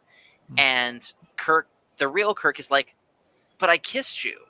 And then the fake Kirk says something to the effect of, "Come on, you've always fantasized about this." That must have been your lifelong ambition. Yeah. I can't that believe had- I kissed you. And that seeing had- Shatner saying that to himself is hilarious. He's like, "It was your lifelong ambition." And of Yeah. course, I used I used that clip without the dialogue in my trailer. By the way, check that out. Right. Yeah. Shameless plug there. Yeah. So yeah, basically, the whole point of Martia being there is basically to stall for time for the jailer and his hunting party to get there. Which by the time they do, we have another similar situation from Whom Gods Destroy, where both Kirks are at gunpoint, and each one's like, "I'm the real Kirk." "No, I'm the real Kirk." And Not me, you idiot. Him. yeah, That's right. Yeah. I like how quick the decision making was Yeah, on that it too. was. Not Yeah. him, you idiot, him. It's like, oh, I think I know. The Klingons like, And you "Oh." can Yeah, like and then- eerily hear the faint scream of the woman, like Yeah, as she gets being evaporated. vaporized. Yeah. Yep. Mhm. So the jailer shoots the fake Kirk, Martia, and is almost about to spill the beans as to who framed Kirk, but right then Kirk and McCoy are beamed back aboard the ship, and I like how Kirk is cussing while trying not to cuss. He's like, "Son of a you stupid," like. Couldn't you wait like the- just a single minute? Yeah, like You the want to go dad. back? Out. Like So the you dad want to and go the- back? Absolutely not, says McCoy. It's cold. It's cold. Yep. And the reason why the Enterprise was able to locate them is because Spock put a patch on the back of Kirk's left shoulder, which allowed the Yeah. Enterprise to locate them. Well, Spock's Luckily, always usually luckily he thinking wasn't. ahead, so- Sorry, go ahead. Oh, I was just saying Spock's usually thinking ahead. So. Yeah, luckily he wasn't stripped naked. Like I said earlier, luckily he was. They weren't on Cardassia Prime, where they'd be stripped naked, and hence lose the tracking device and stuff. So it's a good thing he wasn't searched. Or this plan Poor would not McCoy have worked. though, he had the worst of it. Man got rolled over on top of that fight. And he had no idea what was going on. He was just like, He was just it wasn't knocked until yeah. So, that's right. We skipped a funny scene. Uhura and her moment to shine. So the Enterprise is making its approach to Rura Pente, so they have to pass through Klingon space, meaning they get picked up by the sensors of a Klingon outpost who is asking them in the Klingon language, "Who is this?" So Uhura has to speak very, very broken Klingonese to Uta gross, green. And they're like all Yes. rushing, bringing different textbooks. All Yes. It's just crazy. Uta are- gross, green. Yep. We're this ship, and we're heading for Rura Pente. And then, of course, in Klingonese, he says, "Don't pick up any bugs." Ha ha ha ha ha. And of course, they, ha, ha, ha, ha, ha, ha. Yes. So that was a funny scene also. It felt like But yeah. studying for a final. But yeah, now they've but now Kirk and McCoy are back aboard the ship, and of course the ship, the bird of prey, which by the way, there's a bird of prey in this movie, the one that Chang controls, that apparently is able to fire while cloaked. And they figure out that is Yeah. how the ship that Gorkon was in was destroyed. The cloaked And if you're curious, bird of prey, Paul, I think they refer to it in Star Trek Online as the battle cloak. the battle cloak, Yeah. Oh, is not, that not something the that you can actually prototype. get for your ship? No, I don't have it, but that's what they call the cloak, where you're able to fire your weapons at the same time. Okay. So, the ship, while using its battle cloak, was located under the Enterprise, and it shot from under the Enterprise, shooting at Gorkon's ship, and that's how it was destroyed. So, while this is going on, Scotty, they're still looking for the uniforms. Scotty just happens to find them in this random vent, and he brings them to Kirk, Spock, and McCoy right as they open this one door into a hallway and find those two crew members that were talking smack, finds them dead with phaser blasts to the head. And McCoy makes sure to mention that they were set on stun but fired at point blank range. So I'm guessing that's sort of a similar effect that if you took a gun that shoots blanks, because blanks, that's compressed air, and you shot it at point blank range, that compressed air would go through you. I'm guessing that's the same effect, right? I think so. Yeah. So while McCoy, of course, is looking over the dead bodies, Kirk and Spock are saying something in secret, and the next scene is a mass announcement over the ship where they say, basically, come to the bridge to get the statement from these two crewmen. It was like court. I think a court reporter. I forget A court who they reporter. were calling. Yeah, Court reported in sick bay. yeah. Come get the statement from these two crew members, basically setting a trap. And by the way, Daryl, quoting the movie here, says, first rule of assassination, kill the assassins. Yep. Yep. So, it's dark in sickbay. There's two people in the beds, but they're completely covered with blankets, so we can't see who they are. In comes Valeris. And it turns out she is the one who is the master, at least on the Federation side. At least on the Enterprise side, she's the one that's the mastermind. And she has a phaser pointed at the blankets, but of course, Spock reveals himself and he's like, you have to shoot. And then Valeris is like, but I don't want to, because, it's Spock. And Spock, Crit and I noticed this when we first watched this movie, that this is arguably Spock at his most emotional in all these movies, because he legitimately gets angry. And what Daryl is saying here, if you're logical, you must shoot. Mm-hmm. Forget what you want. It's time to get what you're owed. And then, of course, Kirk and McCoy reveal themselves, and the trap is sprung. So, Valeris is brought to the bridge where she is questioned by everyone, and she says that I did this to protect Starfleet because you said so yourself, Captain. The Klingons can't be trusted. And ultimately, you're right. They can't be trusted because here they are conspiring against their own people. And real quick, this Action Com is right. He says this references a conversation that Valeris and Spock had where Spock was talking about the painting of the Garden of Eden. It is a reminder that all things end. Yep. I think about that. I actually think about this scene quite a bit. I mean, there was times where I was in like mourning and stuff, and I just, every time like something like a major point in my life ends, I always think about this particular scene. I don't know, it has some emotional weight to it, at least to me. Yep. Mm-hmm. So basically, back to the present though. Valeris is, in her own Vulcan way, being as uncooperative as she can be with dodging questions left and right. So, what do? They send Spock to her to mind meld with her.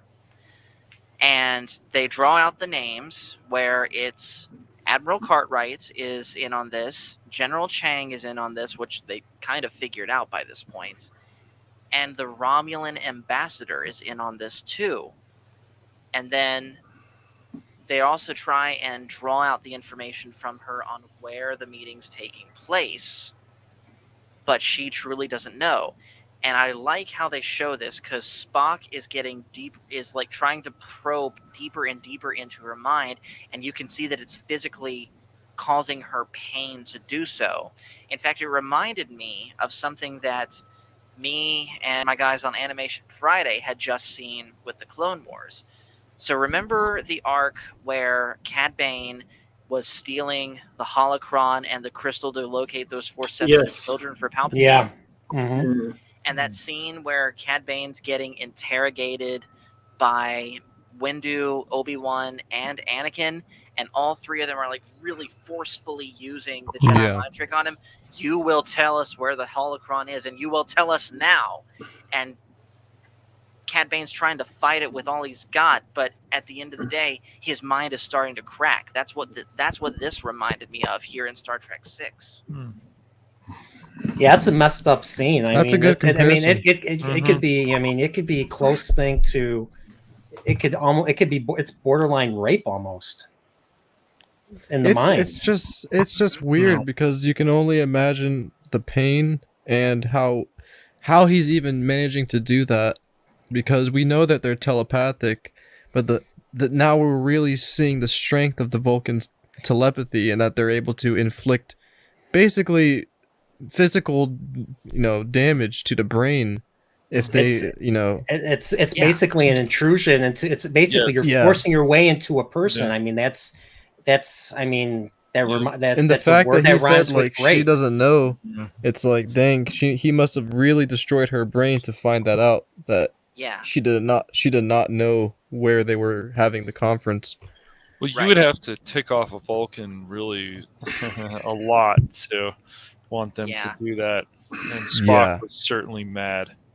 Yeah. and Terrible. if you, I mean, I'll be honest. It's true, though. The whole thing with the mind meld and stuff, you'll learn, and especially in Enterprise, it was forbidden. From Vulcans were forbidden to do stuff like that. And not to go off on a tangent, I appreciate Zachary Quinto as an actor, but his Spock Yes. getting pissed does not give me the chills. Everything. No. So this just proves that Leonard Nimoy is Spock. Oh yeah, but Leonard Nimoy did pick Zachary to replace him. So He was a good successor. yeah. So ActionCom says that this is a fascinating scene. It shows that Spock could have had the power to force people to give him information, and he never used it. He had a lot of respect for other people and didn't use it, but the stakes were too high this time. Yeah, You're right if we're talking about normal Spock, but mirror universe You Spock. remember in the original series, I forget which episode it was exactly, when they run into those two beings that are able to basically stop them moving, and they're motionless, but they're able to perceive what's happening around them. And they were put into a cage in one scene, and Spock was trying to use his telepathy to get the guard to open the door, but we really, like, that's a little hint of how strong Vulcans are with their telepathy. It's just interesting to note that stuff. Yeah, I think you're talking about by any other name, right? With the Kelvins. Yeah, that's the one. Laddie, paralysis you're going field, to need yep. something to wash that down with. Have you ever tried any Saurian brandy? They turned the whole crew. Imagine what mirror universe Spock. He'd probably be mind melding people left and right to get information to, benefit the Terran Empire. Yes, Probably did. yes. Well, they had the agony. They had the agony boost too. So Not Spock's to a busy mention- man. Not to mention, we see mirror universe Spock mind meld with non-mirror universe McCoy, and he seemed to do it way more forcefully than normal Spock mind melded literally anything else in that show. Yeah, I love the way McCoy looked when he was that shot of them, doing the mind meld. McCoy looked like he was being violated, like he had his eyes wide open. I was just like, he was in shock. But yeah, that I agree with ActionCom. I mean, it was a very high stakes situation. It was either that or they would most certainly go to war, because there would be no turning back if there was another assassination attempt. True. Because no one believed everyone believed that at that point Kirk was still the perpetrator. Yes.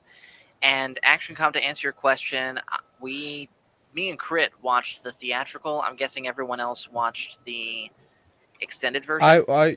I watched the remastered version since I have it on Blu-ray. Okay. I watched the extended version. The one with Colonel West. I did not watch that one. Yes. I should have. I'm Renee starting to Auberjonois. more and more want to own the extended versions to movies these days. Did they ever re-release? I don't think they re-released Star Trek 6. Not That all version. To be honest, Not on Blu-ray. Not all I don't think movies so. need extended editions. Yeah. No, they don't. So, Valeris, we assume, is sent to the brig for pretty much the rest of the movie, except to be dragged back into the council scene at the very end. So they call up Sulu on the Excelsior, and of course Sulu is certainly welcome to help out Captain Kirk. So they head for this one planet that's bordering on Romulan territory. I can't remember what the name of it is. Kittimer, yes. Camp Kittimer. Camp Kittimer, yes. But before they can... So the plan is both to take down Chang and the special bird of prey that he has. And they're also going to beam down into where the meeting is and stop whatever assassination attempt is going to take place there, which happens to be a sniper. So a Klingon is doing a tribute act to Mr. John Wilkes Booth. Or Lee Harvey Oswald. But anyways, this is where we get a lot of the quotes from Shakespeare, from Chang. And of course, this is where we get the whole, I can see you, Kirk. Can you see me? Admit it, warrior to warrior, you knew it would be like this. Once more unto the breach. And then things start blowing up. Let us sit upon the Oh, yeah. ground and tell sad stories of the death of kings. Yep. Are we having a separate section talking about the visuals, or are we will. also including the? Okay, okay. I So mean, I'll save that for later. Yeah, we'll do that. So, they of course engage Chang in space combat, and for most of the time, Chang is winning, and like the Enterprise is getting like really badly wrecked. Like we haven't seen the Enterprise get wrecked this bad since, if we're considering it canon, since the Espers started wrecking the original Enterprise in To Boldly Go Part 2. Yeah. Yeah, I don't even Wrath of Khan wasn't wasn't nearly as damaged like that. No, it wasn't. Wrath of Khan had a skeleton crew. Not a skeleton crew. It had the recruits. It was basically on a how you say it, extradition mission, or was it just a test? A training cruise, yes, I guess? a training cruise, yeah. So, but at the end, Sulu arrives just in time, and he provides, and basically the fight becomes 2-on-1, and Spock and McCoy put together this special missile, or photon torpedo, and they use it to take down the ship or disable its cloaking, which allows everyone to be able to fire on it and destroy it. And of course, Chang dies, saying, "To be or not to be." Everyone beams down to the surface, and can I just go on a little bit of a tangent for a second? How is it that Star Wars, the prequel trilogy, got so lambasted for its political scenes, and yet this movie got a pass? Well- because I honestly don't see any difference. Well, because here's the thing: Star Wars is much bigger than Star Trek. Star Trek is more niche. Star Trek has its fans that like stuff like that. Star Wars is normie nip. So with the prequels and stuff, Normie nip. yeah, I mean it's the prequels is basically, was Lucas's attempt to do a different type of story. And people just didn't like it. People were expecting more of the original trilogy. They were expecting action and jokes and good care. Well, even the original trilogy didn't have a whole lot of jokes. It was basically a high stakes. It was basically a high stakes, adventure. People wanted to see the adventure aspect. There's still a lot to like about the prequels, though. Even though, I love the The prequels. prequels are my favorite trilogy. I agree.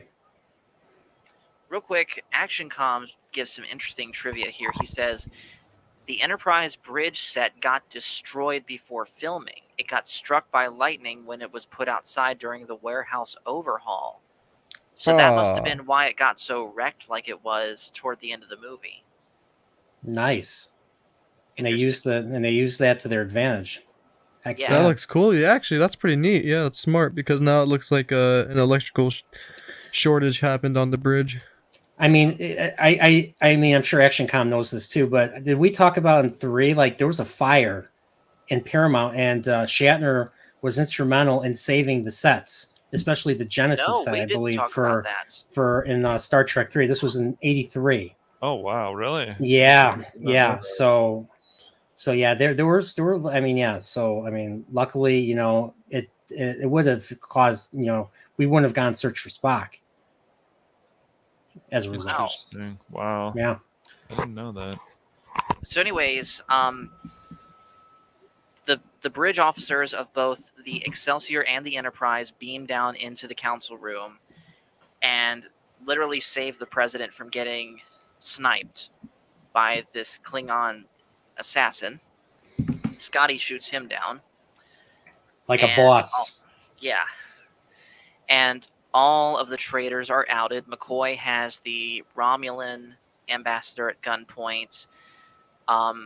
of course, Admiral Cartwright tries to at least pretend to be a Federation admiral. He's like, arrest these men, and Spock Arrest is like, yourself. yes. And of course, he has Valeris by the arm. Which, can we talk about this for a minute real quick with Valeris? We didn't do this earlier. Spock, you taught Valeris everything that she knew. You were her sponsor into Starfleet Academy. So how did it feel to you to have her betray not just the Federation, but literally betray you and everything that you had taught her? I found her motives illogical, so I decided to perform a neurological mind meld to wipe out her brain in return for her betrayal. Wow. Yeah. That's dark. That's Don't mess with me. Yeah, I know. Don't mess with the one and only Spock. yeah. Okay. No, but so- if we're talking serious about the character, he must have felt some form of betrayal at that point. I mean, Well, yeah, I mean, like you look said, how angry he he kept was. her under his Dude. yeah, Like to literally even smack the gun out of her head and like still that. you could see him trying to suppress it all at the same time. yeah, I mean, if you can get Spock angry like that, you have to do something really, really, really, really bad. Yeah. Mm-hmm. He was grooming her as his replacement on the Enterprise. Mm-hmm. Yep. So he must have, Yeah. no, not just the fact that what happened with Bones and Kurt, but just getting people killed on the Federation, a few people, and I mean, Klingons dying, and it's just like Spock was like, you know what? not That's only it. did she Mhm. betray him, but she undermined his. This was his thing. Yes. This was Spock's project. Yep. Them doing the peace talks. I mean, to me, this was kind of his way of getting into the ambassadorial role, which he will eventually become. This was kind of, I think, this was his way. Guys might disagree with me. This is way of him kind of after he makes amends with his father in Star Trek 4, this kind of felt like the natural path where he would, learn from his father and stuff, like what his father did. It's Right, part of his as an transition from ambassador, being a so- Starfleet officer going into the ambassadorial role. Mm-hmm. So ActionCom asks an interesting, couple things he wants to say. Number one, he says, the Klingon ambassador who said there would be no peace as long as Kirk lives had to applause, and it was such a dainty applause too. But then he Yep. asks, was there a good argument to keep hostile relations with the Klingons? Why should the Federation trust the Klingons? I think, personally, it's because this was a chance for the Federation to actually prove to their enemies everything that they say about the Federation being all compassionate and all that, and basically being willing to help out planets and systems in need. I mean, basically, they basically believe that each other. They basically believe that the other was the worst possible person ever. I mean, if you remember the episode "Day of the Dove" in the original series, they were talking about each. I mean, I know they were under an air rash. They were under the influence of a incorporeal being, not nerdporeal, an incorporeal being, a very negative one. And they basically said the same stuff about each other, saying that they both had death camps, they murder people and stuff. They had this negative view of the other. And like Paul, like you said, this was their chance to prove that they're not those people. That Yes. there's more than meets the eye. So I think that yes, negotiating for peace with Klingons absolutely was the right thing to do. It was a once in a lifetime opportunity. They had to take it. The rest of you guys want to chime in on that? Well, it was also asking if there was still a legitimate reason why they should keep hostile relations with the Klingons. I guess the only thing I could think of is past conflicts and what happened to Kirk's son. But Literally just there grudges. wasn't really anything holding them from having a union together, like both of them agreeing to a compromise. I see that more was a likely favor than them staying hostile relations, because like you said, this is the time that they would prove to them that they are what they say they are, and they wouldn't treat them any differently compared to the other races that they encounter, like the Andorians or whoever else they have on the Federation. It's just, I think it was a right move instead of keeping hostile relations, because, they're going to get a bonus from this as well, as in terms of weapon power and strength and numbers. It's just it's a better choice for sure. Yes. So who would be better, the Klingons or the Vulcans, Spock? Klingon. I know that's a hard I question would say for you, I would Spock. say the Vulcans, actually. I wouldn't think that's too I hard. wonder the why. Klingons, I wonder why. the Klingons are strong. Don't get me wrong. They also aren't all a warrior cast. We learned that later on, that there are engineers and there are scholars on Kronos, but on Vulcan it's a little different. They direct all of their logic, all of their knowledge into creating good defense for themselves and for their planet.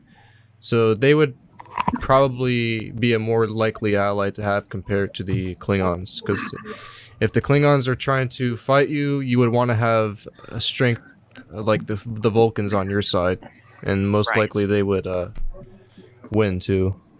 Yeah. So ActionCom says it's kind of a great allegory. The whole conflict itself got to be ridiculous. People thought the Soviet Yeah. government was... Yeah, it's like, why are we even fighting anymore? We've been at this for so long. Why are we here? You could also say that this could also be a more recent allegory to, well, I can't think of a word that rhymes with it, but I'll just say it: Afghanistan and Iraq. Oh, there's another allegory I brought up in my video. It's just, remember, I don't know if you guys have, I'm sure you guys know world history pretty well. You guys know about the Egypt, Israel, Camp David Accords in the 70s? I mean, the whole idea of, they call it Camp Kittimer is based off of Camp David. I mean, to me, it's based off of Camp David. So there's Camp David Accords, where President Sadat of Egypt uses an opportunity to make peace talks with Israel, with Prime Minister Menachem Begin. Well, you know what happens as a result of this? A few years later, Sadat, the Egyptian president, gets assassinated by his own people. And then something similar. Now, this is after Star Trek 6. This is 1995. There's a similar accords going on, the Oslo Accords between Israel and the PLO, Palestinians, Yasser Arafat and Yitzhak Rabin. Yitzhak Rabin was the president of Israel at the time. And this time, Yitzhak Rabin, the Israeli prime minister, was assassinated by his own people.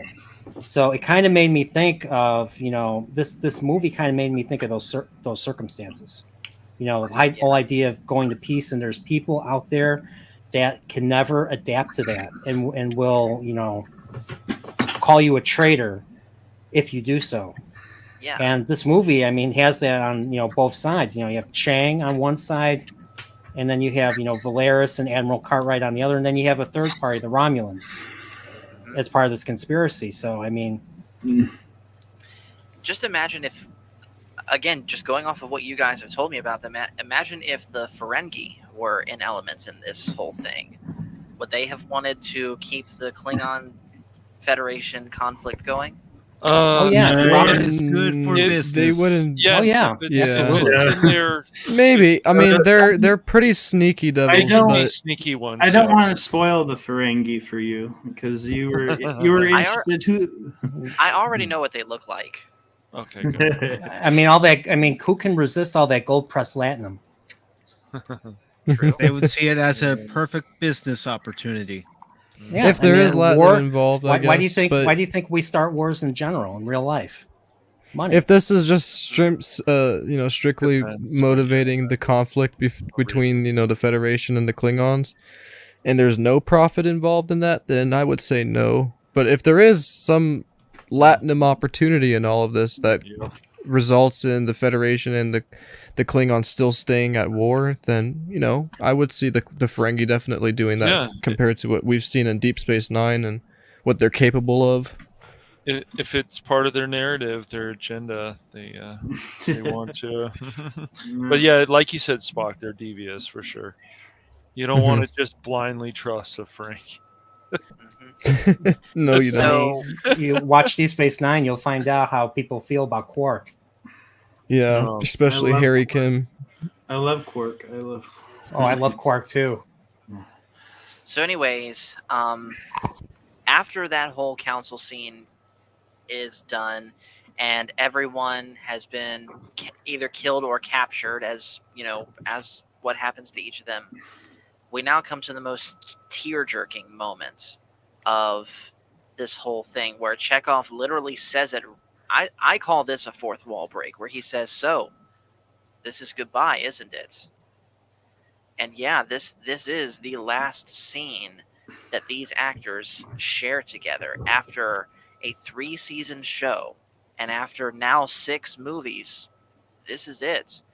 And of course, Uhura gets a communication saying that they're supposed to return back to space dock to be decommissioned. And Spock, I'll let you share this quote.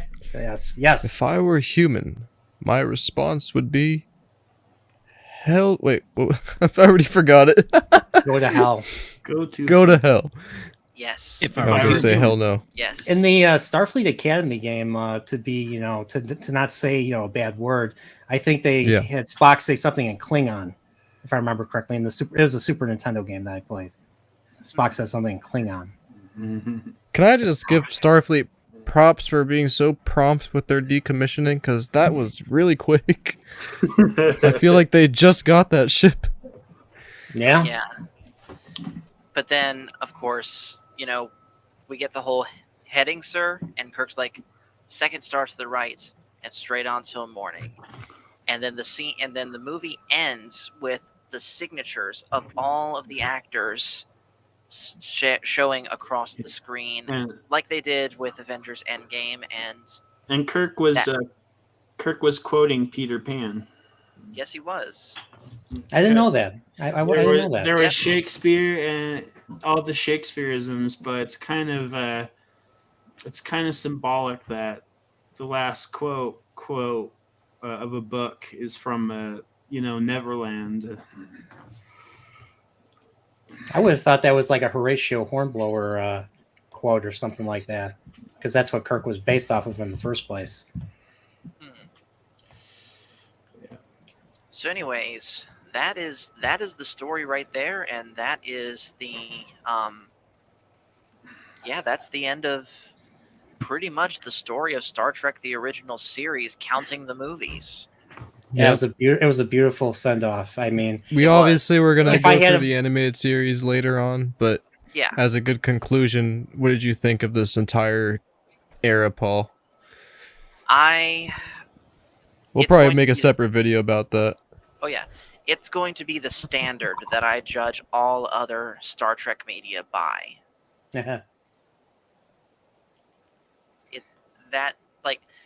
For someone that perhaps watched TNG for the first time, I can understand why they judge everything off TNG. For someone that may have watched Deep Space Nine first, they're going to judge everything off Deep Space Nine. Heck, someone that for whatever reason saw the new Trek first, they're going to judge everything based off that. But because I feel sorry. That's cruel and unusual punishment right there. True. But my point is, because I saw Star Trek: The Original Series first, that is naturally what I'm going to be comparing everything afterwards to. And this, I think, was a flawed but heartfelt way to send them off, this whole movie in general. It's one of my favorite send-offs of all time, in my opinion. It's a very wonderful ending. I was almost in tears watching it, like usual. Yeah, it's just a great film overall. And just the memories of Kirk and his crew, we'll always have them in our heart. Yes. So, let's talk, now that we've talked about the story, let's talk about the cast. And unlike most of these movies where I just say it's literally just Kirk, Spock, and McCoy doing Kirk, Spock, and McCoy things. Same with Uhura, Chekhov, Sulu, all them. I don't really think that's kind of fair to say that this time, because being that this is the end of their story, I think it's fitting to talk, and this kind of is a blatant statement for all of them. The fact that all of them now are at the end of, except for Sulu, they're all now at the end of their career, especially Kirk, Spock, and McCoy. And of course, everyone's who is reaching the end of your career pretty much anywhere, it's a really, really turbulent, emotionally turbulent time, because yeah, you're happy this one part of your life is over, but you're going to miss it. You're wondering, was I good enough? Was there anything I could have done better?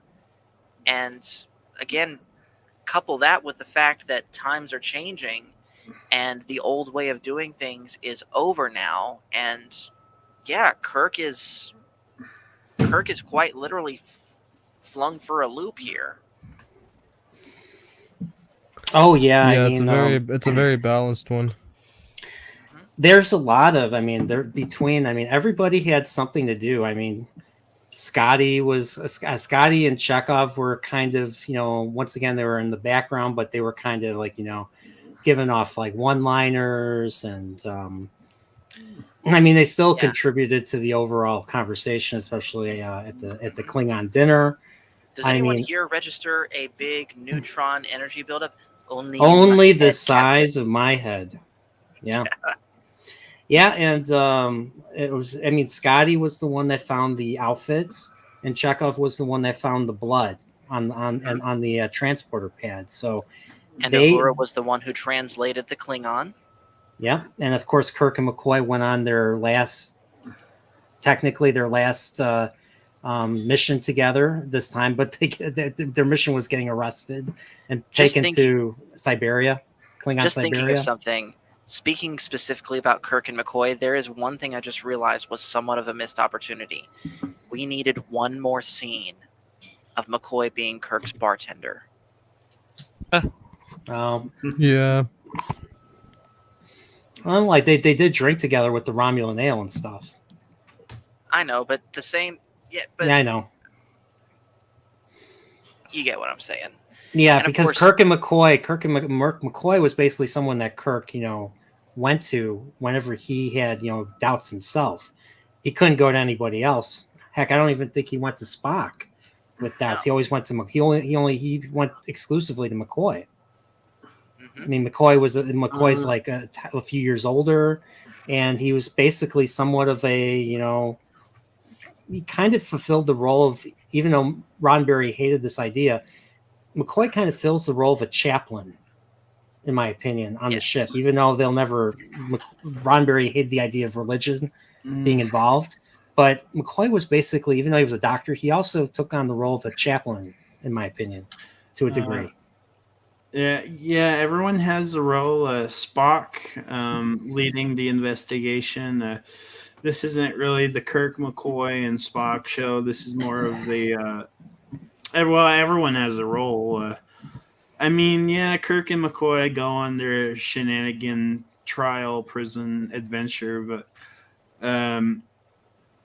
but again, like, everyone is actively trying to find the cause of all these issues. There is no stone left up. All of them are turned, so to speak.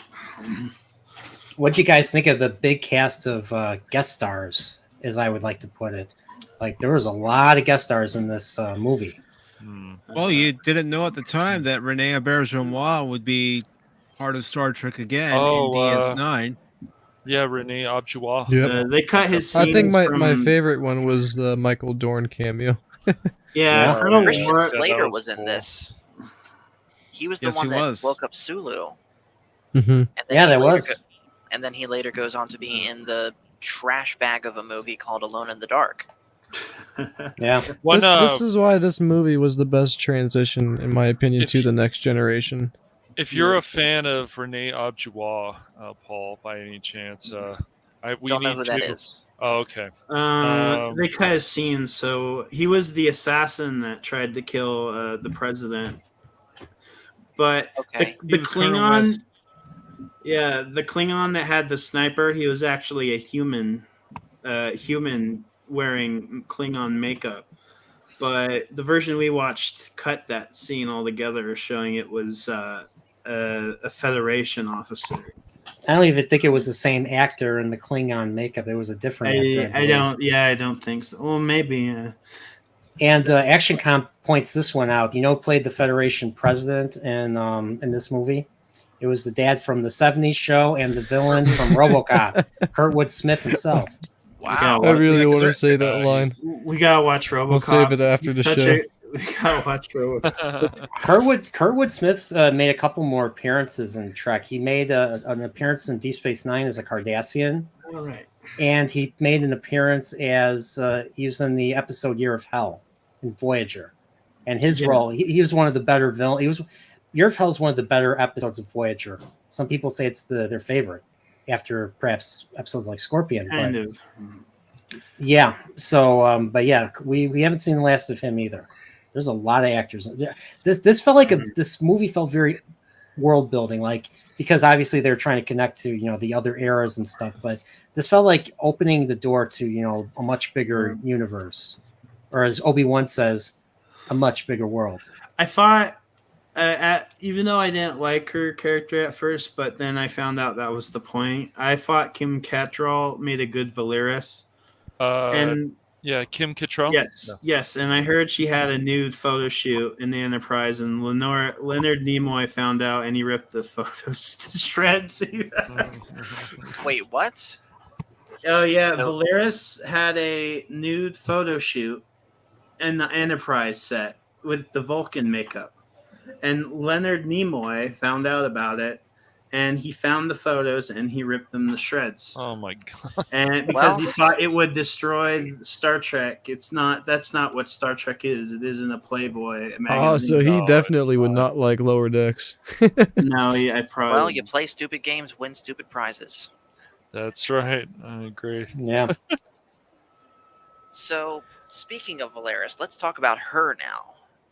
Like I said, before I learned the twist that she was one of the bad guys, didn't like her. I was like, why did they make this character? Why couldn't they have just brought back Savick?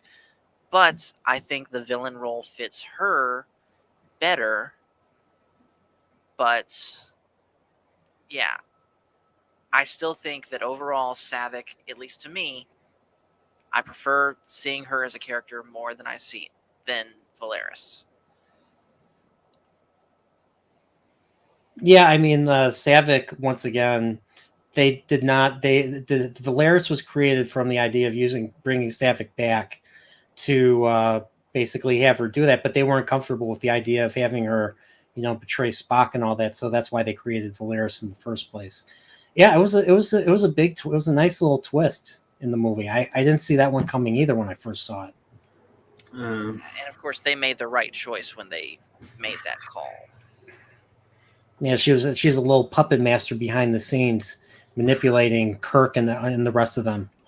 Because the thing is, she just acts so disconnected from everyone. Like it's odd even for a Vulcan. Yes, Spock, he's most of the time at least an emotionless wall of logic, but she literally acted like a robot, like even worse than Data in the Star Trek pilot. How would I say it? The Spock tells Kirk, with some pride that she was the first Vulcan to graduate the top of her class, and then Kirk's like, "You must be very proud," and she's like, "No, I don't think so, sir." And then McCoy's like, "She's a Vulcan, all right." I love moments like that. That was what you would say a joke. Fascinating. So, ActionCom says that scene in Spock's cabin, it's a scene that changes with every viewing of this movie. The first time it means one thing, the next time you see the movie it means another thing.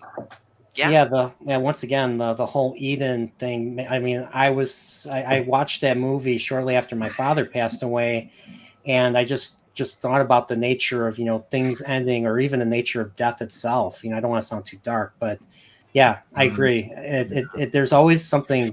There's always something to take away. Like even just yesterday, my watch through yesterday, I took different things away from that from this movie. Yeah. Like why didn't they shoot the torpedo when that torpedo was homing in on the Klingon ship? Why were they just watching it and letting it hit them? I just thought of that like yesterday. ActionCom is saying that in that conversation, she tried to hint at her betrayal, perhaps to get Spock on her side, maybe. Yeah. Oh yeah, absolutely. Yeah. So, by the way, it just hit me.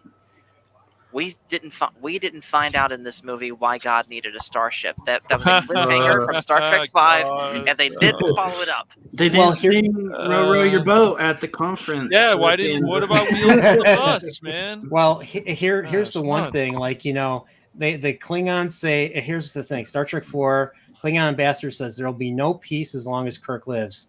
Then in Star Trek 5, and I could thank, all you guys for pointing this out to me, because I have this weird, I have rose tinted glasses when it comes to Star Trek 5.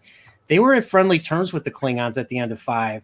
And all of a sudden in 6, they're back to being, hating each other and stuff. And Kirk remembering that he had a son in that movie. I guess Shatner kind of forgot. Thank God. Like he forgot Walter Koenig's name. Thank goodness. The guy that plays Chekhov, yeah. Yeah, thank goodness Gorkon made a law forbidding the Klingons to not look like rock stars.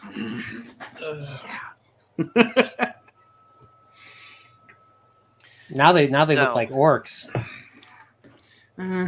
So, since Spock asked for it, now we're going to talk about the effects and...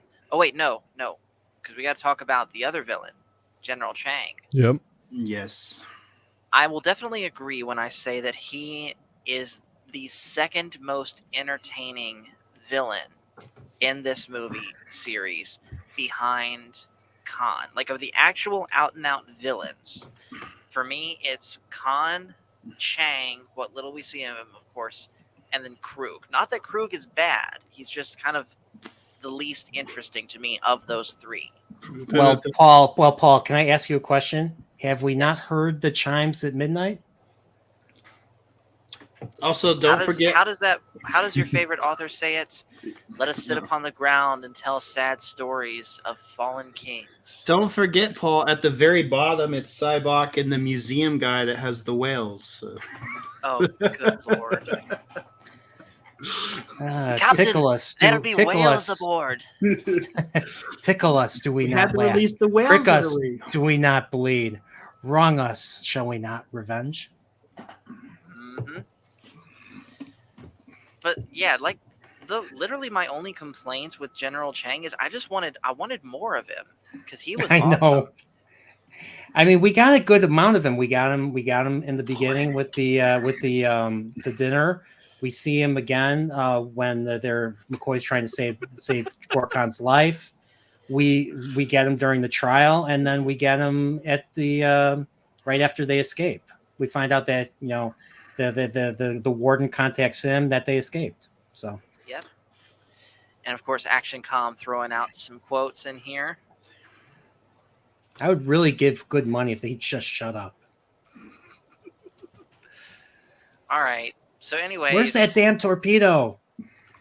It's ready, Jim. Ready, Lock Captain. and load. Fire! That was I'll have to admit, seeing him say that like that kind of made me think of like Khan said fire, but I mean Khan was way more enthusiastic about it. But so was Kirk at this point. Like Khan's like fire, and then Kirk's like fire, with a smile. And of course Sulu's like, target that explosion and fire. Oh, speaking of Sulu said deuces at the end of this film. He's like, I'm gonna do my own thing. Yeah, it's a shame they never really followed up. I think they could have made a good show. Continued the late 23rd century. Yeah, timeline. I consider it because we see a bit of it, but I still consider it the lost era, the era we never really saw. Yeah. I'll just say this: we will see another aspect to this moment or this time in Voyager for which they did for the 30th anniversary of Trek. There's an episode where they go back. We revisit Sulu and the Excelsior. because a certain Vulcan on Voyager was on board the ship. Interesting. Yep, the episode's so- called Flashback. I want to talk to you guys about something real quick. Going back, way back to when we were talking about the motion picture, and we talked about how that was basically a repurposed script from what was going to be Star Trek Phase 2. I wonder if Phase 2 had gone through, if Star Trek 6 would have basically been the season or series finale to it. Maybe. I'm not sure. I really think that this story was Nimoy and Myers. I don't think Roddenberry, as far as I know, did not like the development, and they say that he liked it, but I think before this movie came out, he was like, "Get my lawyers, because I want these scenes cut out." But then he died a couple days later after that happened. Yeah, you see in the beginning of the movie, it says for Gene Roddenberry and stuff, because he passed away, I think, in September or October of 91. He did see the movie, though. He saw it 2 days before he died. He did see this. He was not a fan of the direction that they went, especially with 2, 3, 4, 5, and 6. I mean, there's rumors that Roddenberry leaked the scripts on several occasions. I think that's where Roddenberry was out of touch in some places because, again, Star Trek evolves, but I think Roddenberry's main issue with these movies was that they treated the Federation more like a military than it being his future, than being the future, where everything is clean and pristine, and being more exploration based instead of military might. Yeah, I mean, motion picture was all about them, discovering a new form of being, a new form of existence. And the story itself is very highbrow, whereas I feel Nimoy, Nicholas Meyer kind of bumped it down to a more down to earth level, in my opinion. Right. And I truly appreciate that, because that's my favorite aspect of Star Trek, is when it's at its down to earth part, but yet still has maintained some of that scholarly how would I say it? The characters are smarter than the characters are adults. They're smarter than they are, and they know they're educated. Yes. So now that we can talk about the effects and the score. Now, number one, right off the bat, the effects in this better than what we got in Star Trek V. I will say that this is the best starship. This is the best visual. I think this movie has the best visual effects besides the motion picture, because you could really see the weight and scale of the starships compared to the moving PNG images from Final Frontier. What I liked about Search for Spock is that they used the models and they would move the models around where you could really get that sense of scale from all the lights, and something you would see in Star Wars where you got the sense of scale from all the starships. And this one, I think, upped the ante, where I think some of the effects are comparable to Star Wars in some scenes. That's what I think. On the music, I thought the music was good, but not great. I agree with that. It was done by a composer. I actually don't even remember his name. I think it was Cliff something. I did like the final sequence where Kirk says second star to the right, and then and until morning. I love that scene, but even the movie, the way the movie opened, it opened with a very dark and very foreboding theme. which is unusual Yeah. for Yeah. a Star Trek for the beginning of a Star Trek. Even Wrath of Khan didn't have that. Wrath of Khan had I feel it's more fitting, that kind of music, for a Romulan entrance. And Yeah, Star Trek, the Federation should have more of that uppity orchestra music, yes, which we usually. So ActionCom says a couple TNG sets got repurposed. The TNG engine room was reused. The TNG ready room was the dining room, and the TNG hallways were the Excelsior. I did point this out during our watch party. They hid the Alcars with new screens. I think when they were making this movie, I don't know if TNG was on seasonal break, but yeah, I mean, they did use some sets in Final Frontier 2, but they were lazy in that, and they left the L cars in there, and it was kind of like, oh, there's L cars in the TOS era. What?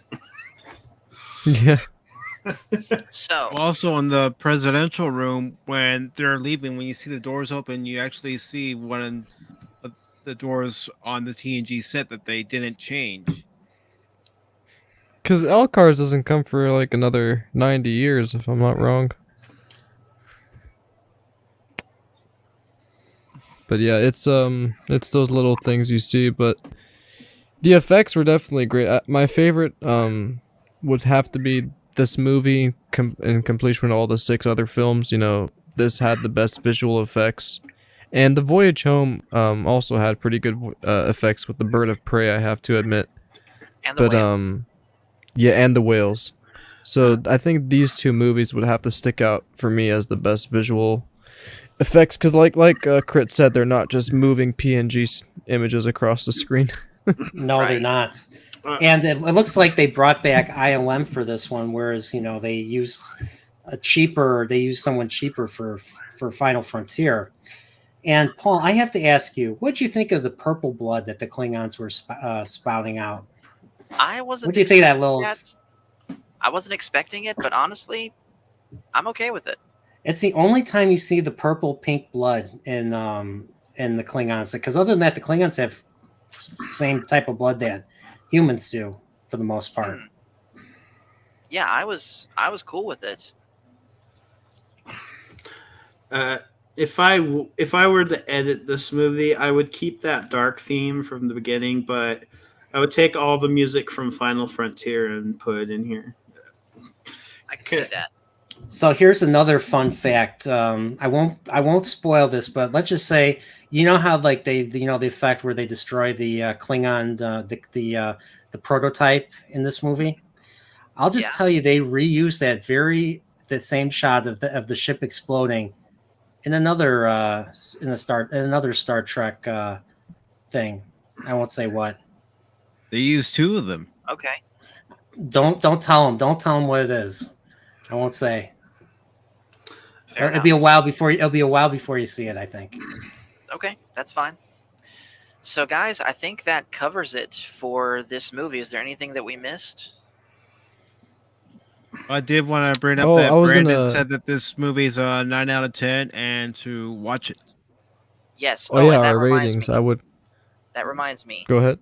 Brandon the Anime Guy popped in here with us just before we went live because he popped in to say hey, but he's still having some internet trouble, so he wasn't able to stick around. But he said, quote, "As the ship's surgeon, my diagnosis, watch this movie and watch it again." Yeah, it's I think as a rating for me, this would definitely be a 9 out of 10. Let me pull up my list. I'll say this about Brandon as the TNT surgeon. He's got a singular wit. Again, my score was 8 out of 10. If I didn't iterate, I think after the trial and before the Valeris interrogation, the movie just stops. And I thought the whole prison part was boring. As much I actually found the investigation more interesting than Kirk and McCoy.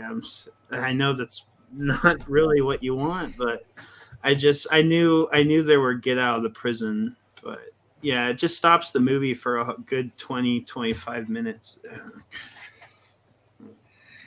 Yeah, I could definitely see that. All right, so first off, I got to take care of this order of business and strike Star Trek 6 from the not seen list. So now it's Star Trek 7 through 10. And I tell you what, since we're not doing Tuesday Night Trek for the next 2 Tuesdays, I will still do a stream here, and I'll cover one of these movies.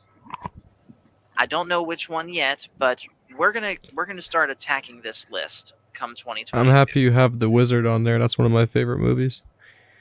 You know what? A certain video game that I played as a youngster is featured in that movie. Yeah, the game stuff is okay. The rest of the movie, It was basically it was an hour and a half commercial for Super Mario 3. Yes, Let us not kid ourselves. yes, You know what? The Hey, Wizard Paul, is next week. The Wizard is Paul- next week. Paul, if you ever want to talk Nintendo stuff, I'm your guy. It was also an I'm advertisement big for into the Mario, Power big into Glove. Zelda. The Power Glove, it's bad. The Power Glove. Video I game enjoy those cheesy lot. moments. I don't know. It's a silly, stupid movie. I'll do so like good. I literally Right. here's the Like nobody's here's- gonna consider Land of the Lost with Will Ferrell an Oscar-winning Yeah, movie, but it's no. like it fits in that That- category of cheese. There's a few funny parts in That I don't movie, remember I that can movie very laugh. well. The part where they're getting high on the juice, Yeah. I just laugh my Let's I'm still see. surprised you have Dune so high. Is it the original Dune from Yeah. David Lynch? Yeah, Mm. You must have really liked that Toto soundtrack then. I liked the whole thing. It was okay. I'm trying to think though. Where am I Yeah, gonna it's put- in the middle for me. It's a weird movie. Watch the where am next I Yeah. gonna David put movie. Undiscovered That's Country? David Lynch for you, though. By the way, I do want to address one thing. I did tell Doomcock that I was willing to rewatch the entire Matrix trilogy Oh boy, and see if my opinion of them changes. no. I can tell you right now, as far as the three of them being toward the bottom of the list, that's not changing. The only one the that order matters that's is they're in. the only one No, that matters is the Predator. So, first Matrix. That's would it. your Everything opinion- else is Would your opinion change, Paul, if they took all the Xeon scenes out of Revolutions and Reloaded and The Xeon scenes. the real life scenes, not in the Matrix? Yes. Yes.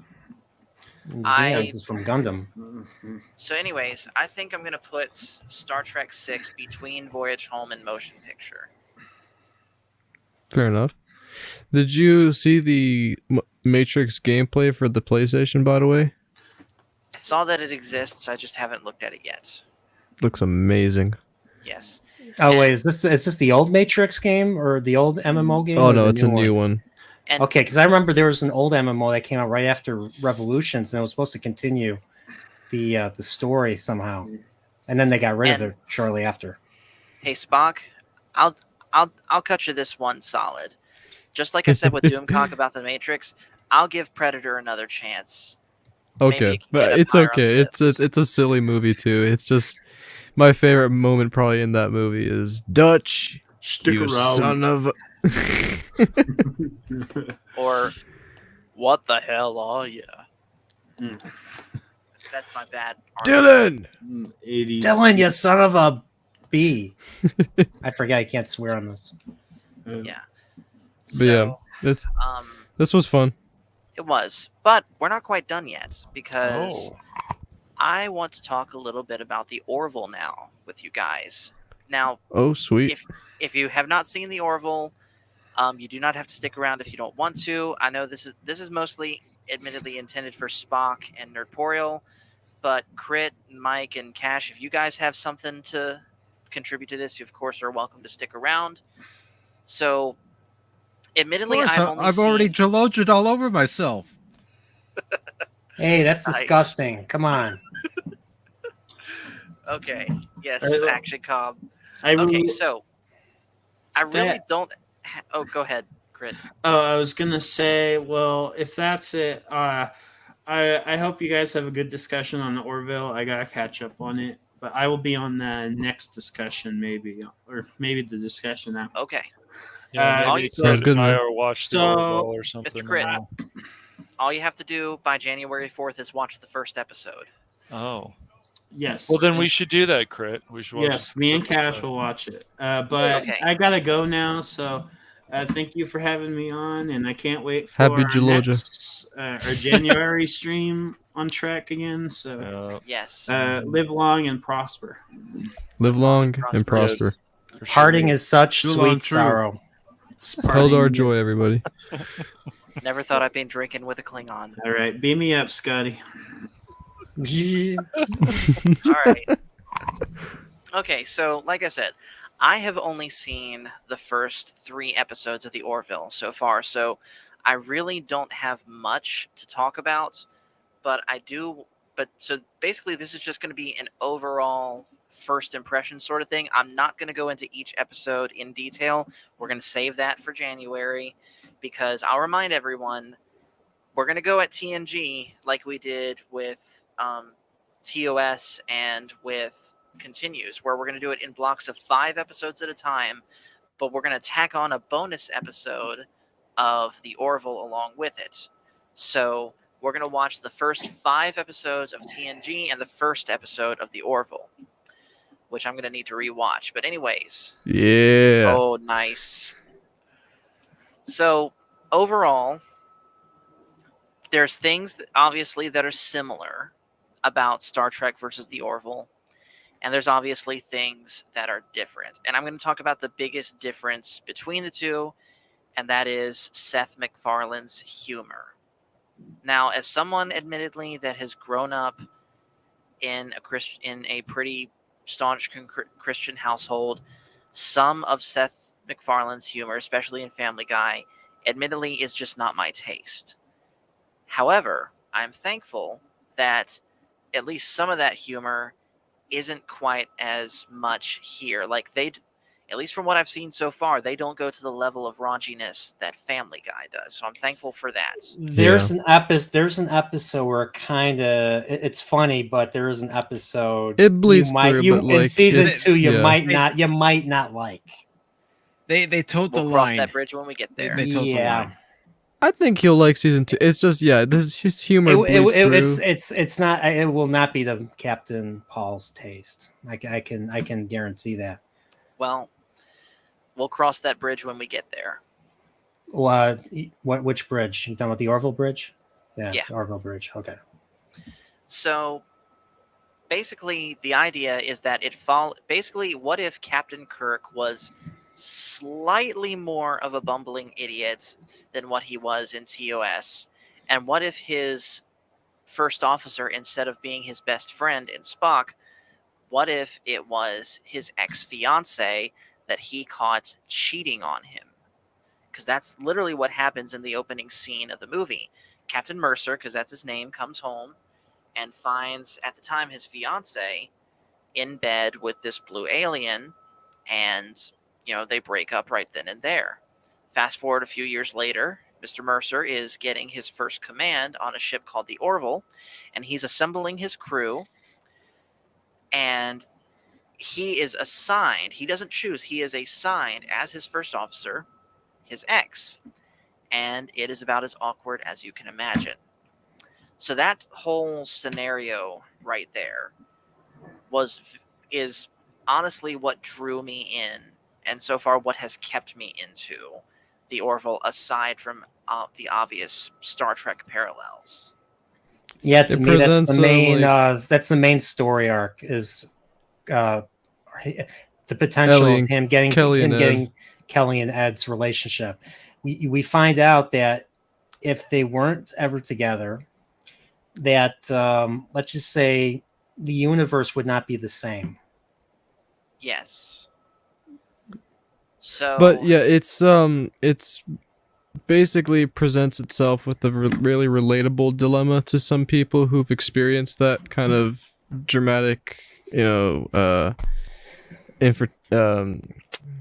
something like I don't know, cheating or whatever happening in their relationship. So that's like you said, it instantly draws some people into that kind of whole drama that's happening, and how these two characters are eventually going to evolve as as their relationship continues, as Yeah. because like you said, it's very awkward that she's his first officer, because usually during this kind of time, considering it's a year after, you would want to kind of push that person away and not want to think about them at all. So it's interesting how this relationship is going to develop, considering how close they are I only forget if after a it's year. I forget if it's an unwritten rule in Trek. Maybe Spock or Mike, or maybe you guys can correct me, but I think there's an unwritten rule like captains should not like fraternize with anyone in the crew and stuff like that. Yeah, I it know is I know mentioned. Janeway. and I know we see Janeway that was like episode- that. I can't remember which episode mentions it, but it is pretty much mentioned, pretty much alluded to, that captains Yeah. aren't supposed to fraternize with other members of the crew. Yeah. I know that Yeah, and without that's a big Go ahead. deal in the real military fraternization between superiors, whether it's upper enlisted, lower enlisted, or enlisted versus officer. That is something that seriously is frowned upon. Does it happen? Unfortunately, yes, but anytime it's found out, it is taken seriously. Yeah, it's just interesting because, oh man, I lost my train of thought. Sorry, but it's crazy because we see this without spoiling too much. We do see this mentioned by Kelly later in the show that this can't work, and it's mainly because of what you mentioned. If we ever decide to go on a life or death mission, you would most likely not want to send me. You would send somebody else instead, because you have that personal relationship with me. So that you'll see it throughout the show, she's actually going to try and push him away, but nothing is really for certain. There's some times where it actually looks like they're working things out, which is kind of, this show has a lot of closure within it, I have to say. So, yeah, that's pretty much the main story. But another thing that has really kept me with this show is the side characters, like the other bridge officers, like Bortus. Like, he's someone that I thought was going to be boring, but after the third episode that he was in, which again we'll get into that in more detail when the time comes, he as literally as much of a fusion as he is a Vulcan and a Klingon, he's got interesting stuff about him. He felt like a character that belonged in Star Trek, and I actually appreciated that, because the stuff that New Trek is doing in parallel to what the Orville's doing, aliens just sound like a bunch of 21st century, millennials talking. Who wants to listen to that? I know I don't, and I'm one of them. Yeah. And the thing is, when I first was watching the show like a couple of years ago and I saw Bortus for the first time, I was just like, oh, I had actually mixed feelings when I was watching Orville the first time, because I'm a big Star Trek fan, and I thought this show is just mocking it. It's just not trying to do its own thing. It's rather just trying to make fun of Star Trek. But it actually turned out to be, it has the comedy, but it's building its own universe at the same time. And Bortus eventually turned out to be his own character rather than a copy of a Klingon. He lays eggs. His species are all male. Majority of them are all male. And they celebrate peeing once a year. Sorry, I had to spoil that. Jaloja. So there's humor. It's very humorous. And honestly, when I first heard about this, I thought it was going to be a lot like Galaxy Quest.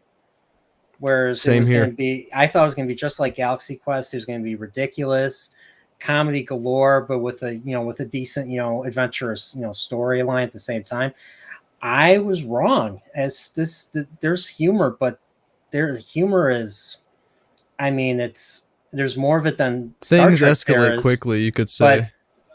But there's still a sense of stakes. There's still a sense of action and adventure and some seriousness. I don't know how much, because I will catch up on the Orville because I did watch some of it with my brother before, but I don't know what has changed in a while. The Orville's on season 3 now, I think, or something. It's just getting its season 3. Okay, so it's starting in March. And the biggest problem with Seth is what's happened with Family Guy. Hopefully it won't happen with the Orville. I don't think it will. But when he started pandering and said, I'm not going to make these kind of jokes anymore, things just, it dips bad. So hopefully that won't happen with the Orville, that they'll... Yeah, I understand. I hear that 100% because Mhm. at the end of the day, I always look at that and like, hopefully he doesn't get bored with Ed Mercer and eventually wants to leave the show or something. But I personally, I don't think we have to worry about that because his passion for Star Trek runs really deep. If you watch, even if you watch like Family Guy and you don't really like it, there is a lot of Star Trek skits in it, and a lot of it is like. It's the like one really about Worf and the fanny. Yeah. Your head looks like a yeah, fanny. that one. and here's another one. Like if you own the TNG Blu-rays, like he leads a discussion with the TNG writers about like like why they made the decisions they made and stuff. So I mean, and he was like quoting, like he's quoting the original series, he's quoting TNG. Like he's a hardcore fan of Star Trek. It's probably his favorite property of all time, in my opinion. I bet it. But here's Well, the question. maybe after Star Wars, because he did make a whole original trilogy. Yes. He did. Yeah. So- Harvest and something Dark Side, and I forgot what the third one is. It's a trap. It's a trap. That's right. Yeah, it's a trap. Yes. It's a trap. The question when it comes to Ed Mercer. Is he stepping into the holodeck to revisit the time of Enterprise? Or is his character that he played in Enterprise a descendant of Ed Mercer? All right. that is funny. Actually connected. Well, he looks like he's kind of observing. He's smiling and observing, like Tucker, because he's playing the part of an engineer tech in the, I think, season 3. So I think he's kind of reliving the Xindi incident for himself. So yeah, he's on the holodeck. That's my opinion. That would be cool, Mike. Yeah, definitely. If they somehow, in any way of season 7 of the Orville, they managed to tie it in with the Star Trek universe, that could possibly be one excuse, because Seth was in the season 4, I believe, or season 3 of Enterprise. Yeah. So they could say that that's actually Ed Mercer, and he somehow managed to, I don't know, break into a different alternate universe, which happens to be Star Trek. And remember how Enterprise ends. Now, I don't want to spoil this for Paul, but remember how Enterprise ends. And so my theory that I just kind of came up with like a few seconds ago kind of coincides with that. Hence why I think, Mercer is in a simulation. Fair enough. So anyways, other characters like the helmsman, I can't remember what his name is, the one that's been friends Gordon with Malloy? Mercer for the Gordon Malloy. Gordon Malloy, yeah. And of course the guy that sits next to him, I can't remember his name. Lamar, yes. Yeah, John Lamar. Bad with names. And then the girl that clearly looks like a Vulcan. Alara. Alara, her episode was amazing. She looks more like a Vorta. She's crazy. She looks more like a Vorta to me, but you don't even know what a Vorta is. So I won't. She does. Yeah, she does. No, she's Come on, Alara, open um, this jar of pickles for me, please.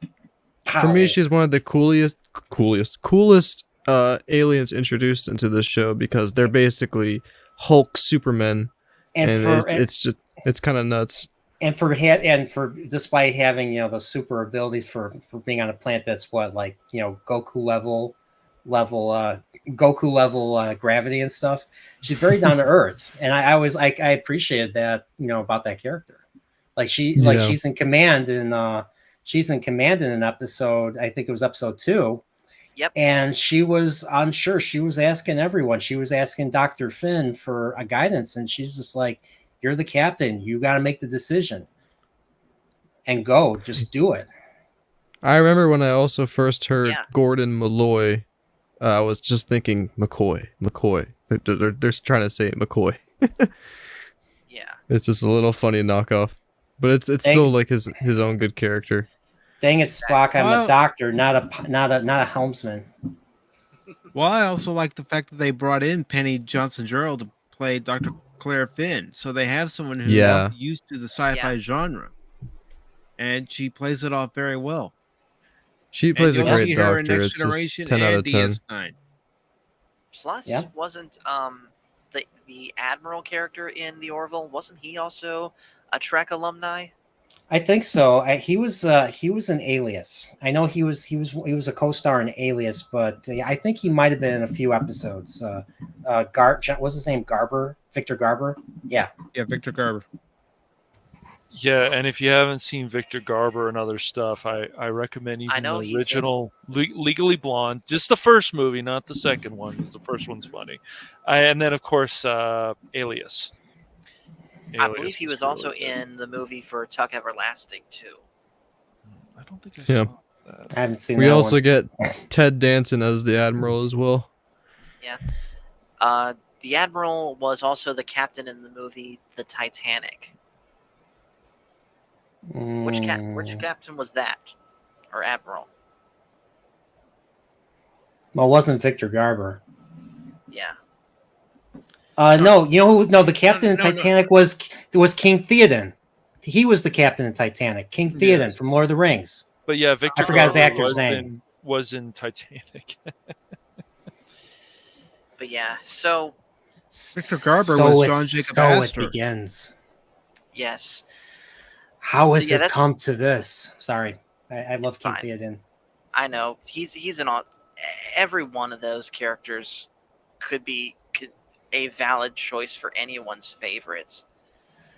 So that's pretty much all I have to say so far about the Orville. Just first impressions wise, I think it stands toe to toe with, at least from what I've seen of Star Trek so far, and I believe you when you guys say that this is better than what Star Trek is today. So I forgot to I would- ask Paul, what did you think of the opening scene when Ed Mercer was it was kind of similar to the motion picture when Kirk was first being introduced to the Enterprise and the shuttlecraft, the design and everything. What do liked you it. think of the overall design?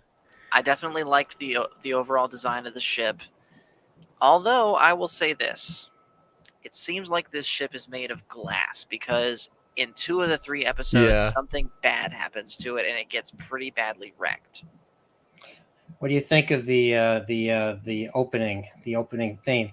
Da da da da da da da da da da I da definitely- da da da. I definitely Bless noticed. Bruce Broughton. Bless him. I Yeah, definitely noticed some at least thematic similarities to the theme that they're going for with the motion picture and Next Generation. it felt a little. Where There it's was just big and bold. Voyager. There was a bit of a Voyager. It made me think of Voyager too. Yeah, And you there know, are does it 3 sound weird? But it episodes- also kind of reminds me of the Galaxy Quest theme. Okay. A little bit. Oh, I forgot the Galaxy. Who did the music for Galaxy Quest? Do you know? No, I forgot the Not off the composer's top of my name. head. I have to watch that again. But there are episodes of the Orville where you're going to hear music that's going to remind you of, the original series, Next Generation, DS9, Voyager, but also music that's going to remind you of Star Wars because of how it sounds. And Yeah, that's another thing too. There was some Star Wars influence and references in this show too. Like the guns that they use in the first episode aren't phasers that shoot just one long beam. They actually shoot bolts like Star Wars, and Mm-hmm. I And may kinda I like it in say, this. without going too much on a rant, Discovery ripped off their pistols. It literally Mhm. looks the same. Exactly For- the same. Forgive me if this causes a rant, but what's the deal with that? With this, something I heard about one of the actors holding it backwards and they kept it in. Yeah, Michael Burnham. yes, Sonequa Martin Green in a scene didn't know is that. holding the phaser, pointing it the wrong way. She's pointing it at herself when she should be pointing at the Klingon that she's facing.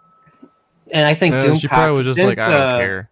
I think Doomcock ranted about it, saying, "Why didn't she pull the trigger or something?" Yes, he did. Because Star Trek Discovery. I like Doomcock's videos when he talks about Discovery because they're just endlessly entertaining. Like just all the pejoratives he comes up with to describe Discovery is like timeless in my opinion. Discovery is Yeah, what their created- It's a phase counter. pistols. Their phase It's- pistols are pretty cool, and the holodeck was probably my favorite part about their technology. Was just how the environment simulates, and it looks a lot cooler to me than the TNG holodeck. That's just because Well- it's obviously better visuals. I'm sure Not fair, really. Discovery is a little bit more entertaining than Santa's Inc. or Santa Inc. Oh god. Hey, that reminds me. I have Oh, to. the I have to horror. continue my Christmas review of Home Alone. That's what I'm working on right now. Mm. So, guys, I think that's going to do it for us for this show. Sweet. Yeah. All right. Goodbye to Kirk, Spock, McCoy, Uhura, Chekhov, Sulu, Well, Scotty. not Spock. Okay, No. not. Yeah, we see some of them later on, but just Yes. to get together as a unit. Goodbye to that. Yeah, bridge. yeah. Well, this is the last time we see DeForest Kelly as McCoy, Yes. and this No, is the it's last not. time we see. No, it's and this not. is the last time we see Nichelle Nichols as. Uhura. Oh yeah, it's not. It's not. No. Well, okay. I'm talking I'm talking like in order of If you're production. if you're So saying crew, I'm talking. like I'm last talking Fair time- enough. 19. I'm talking 1991 Fair because enough. his Okay. TNG appearance was 4 years earlier. Yeah, But yeah, I guess you could say that. Yeah. No, you're right. So I believe, according to Universe, McCoy dies when DeForest Kelly died, and DeForest Kelly died back in '99. He DeForest Kelly smoked a lot, if I remember. Yes, I think. Oh yeah, he had yeah. a That's why. smoking addiction, Yeah, that's why. Yeah, he was a chimney. He ended up getting like stomach cancer, I believe. Mhm. So, yeah, like literally, like I come home from my my 8th grade graduation, and all of a sudden on the news it says DeForest Kelly passed away. I was like, I didn't even know he was still alive. I thought he died like back. I thought he It's died what- like 5 years ago. At least that's what what my it is. dad kept telling me. My dad kept telling me he was dead. So I thought he was dead, and this was before Wikipedia. So I just, way before I- Wikipedia, dude. I yes. felt awful. Yeah. And the last time I see James Doohan, he got married. He literally got married and had a kid in 2000. So he was like 80 years old, and he had a kid. He literally had a kid, and I think he got married shortly before that. So, and the last time I saw him alive was in the TOS DVDs that came out. They came out with like a DVD set that looked like kind of looked like a tricorder, I think, or like a it looked like a tricorder, and they had like all these special all these special features and stuff, and they managed to get Scotty or James Doohan on to do a few of them, but you could tell in those interviews that he was ready to depart. Like he was weak, he could barely talk. I don't think he looked like he was senile and stuff. And yeah, oh yeah, I forgot Truckies. You see DeForest Kelly in Truckies as well. Maybe that was the last time we see him last time we see him before he passed away. Okay. Well, like I said, Yeah. guys, this is gonna be the end of the stream. All It's right. been great seeing the adventures of the crew of the Enterprise and the Enterprise Alpha, and now we're moving on. In the new year, we will be talking about the Next Generation and the adventures of Captain Jean-Luc Picard. Nice. But This in is the gonna be meantime, From Le Bar, France. It's gonna be a very painful. It's gonna be very painful for me because I do not like any of the TNG cast now. And Picard Wow. Picard Last Jedi, TNG for me. I mean, honestly, like I mean, there's some episodes I still really like and stuff, but Yeah. I don't know. I'm different now than I was, when the Blu-rays first came out. I understand. Yeah, they've changed him. I mean, you watch clips and you're just like, is this a show I want to watch? I mean, my brother's Who was best it? friend he likes Discovery and Picard, but I don't know. I don't really know why. I guess I have to watch Discovery, but I don't have Paramount Plus. Cash. Well, I Cash. mean, Yeah, it's not like worth- Not worth buying extra subscription if you enjoy torturing yourself. well, I mean, it's like what I said about them talking about Coffee on Corbin revisiting the Force Awakens. It's like Yeah. it's like revisiting a toxic relationship. I mean, it's just- not fan friendly at all. In my If you opinion. haven't seen it, then I'd say watch it somehow. If you It's- want to give your overall opinion on it, and same Yeah. for Picard. Okay. But the thing is, this is a good conclusion, this movie, and Yes. obviously when we get to the end of Next Generation, I think Yes. the ending of the show had a better conclusion than the movies did. But The end of TNG. I just don't consider those two shows canon, and that's what makes me feel a little bit better when I'm able to like rewatch these shows, because the future for these characters hasn't been written yet, at least in my eyes. Mhm. Yeah, and as for me, I'm happily oblivious to everything that these actors say outside of.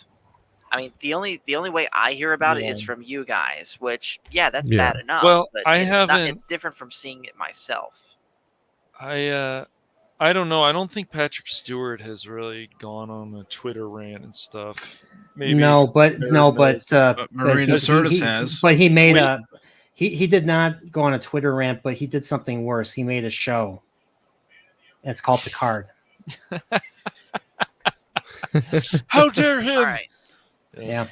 All right, guys. So thanks again, everyone, for watching this video.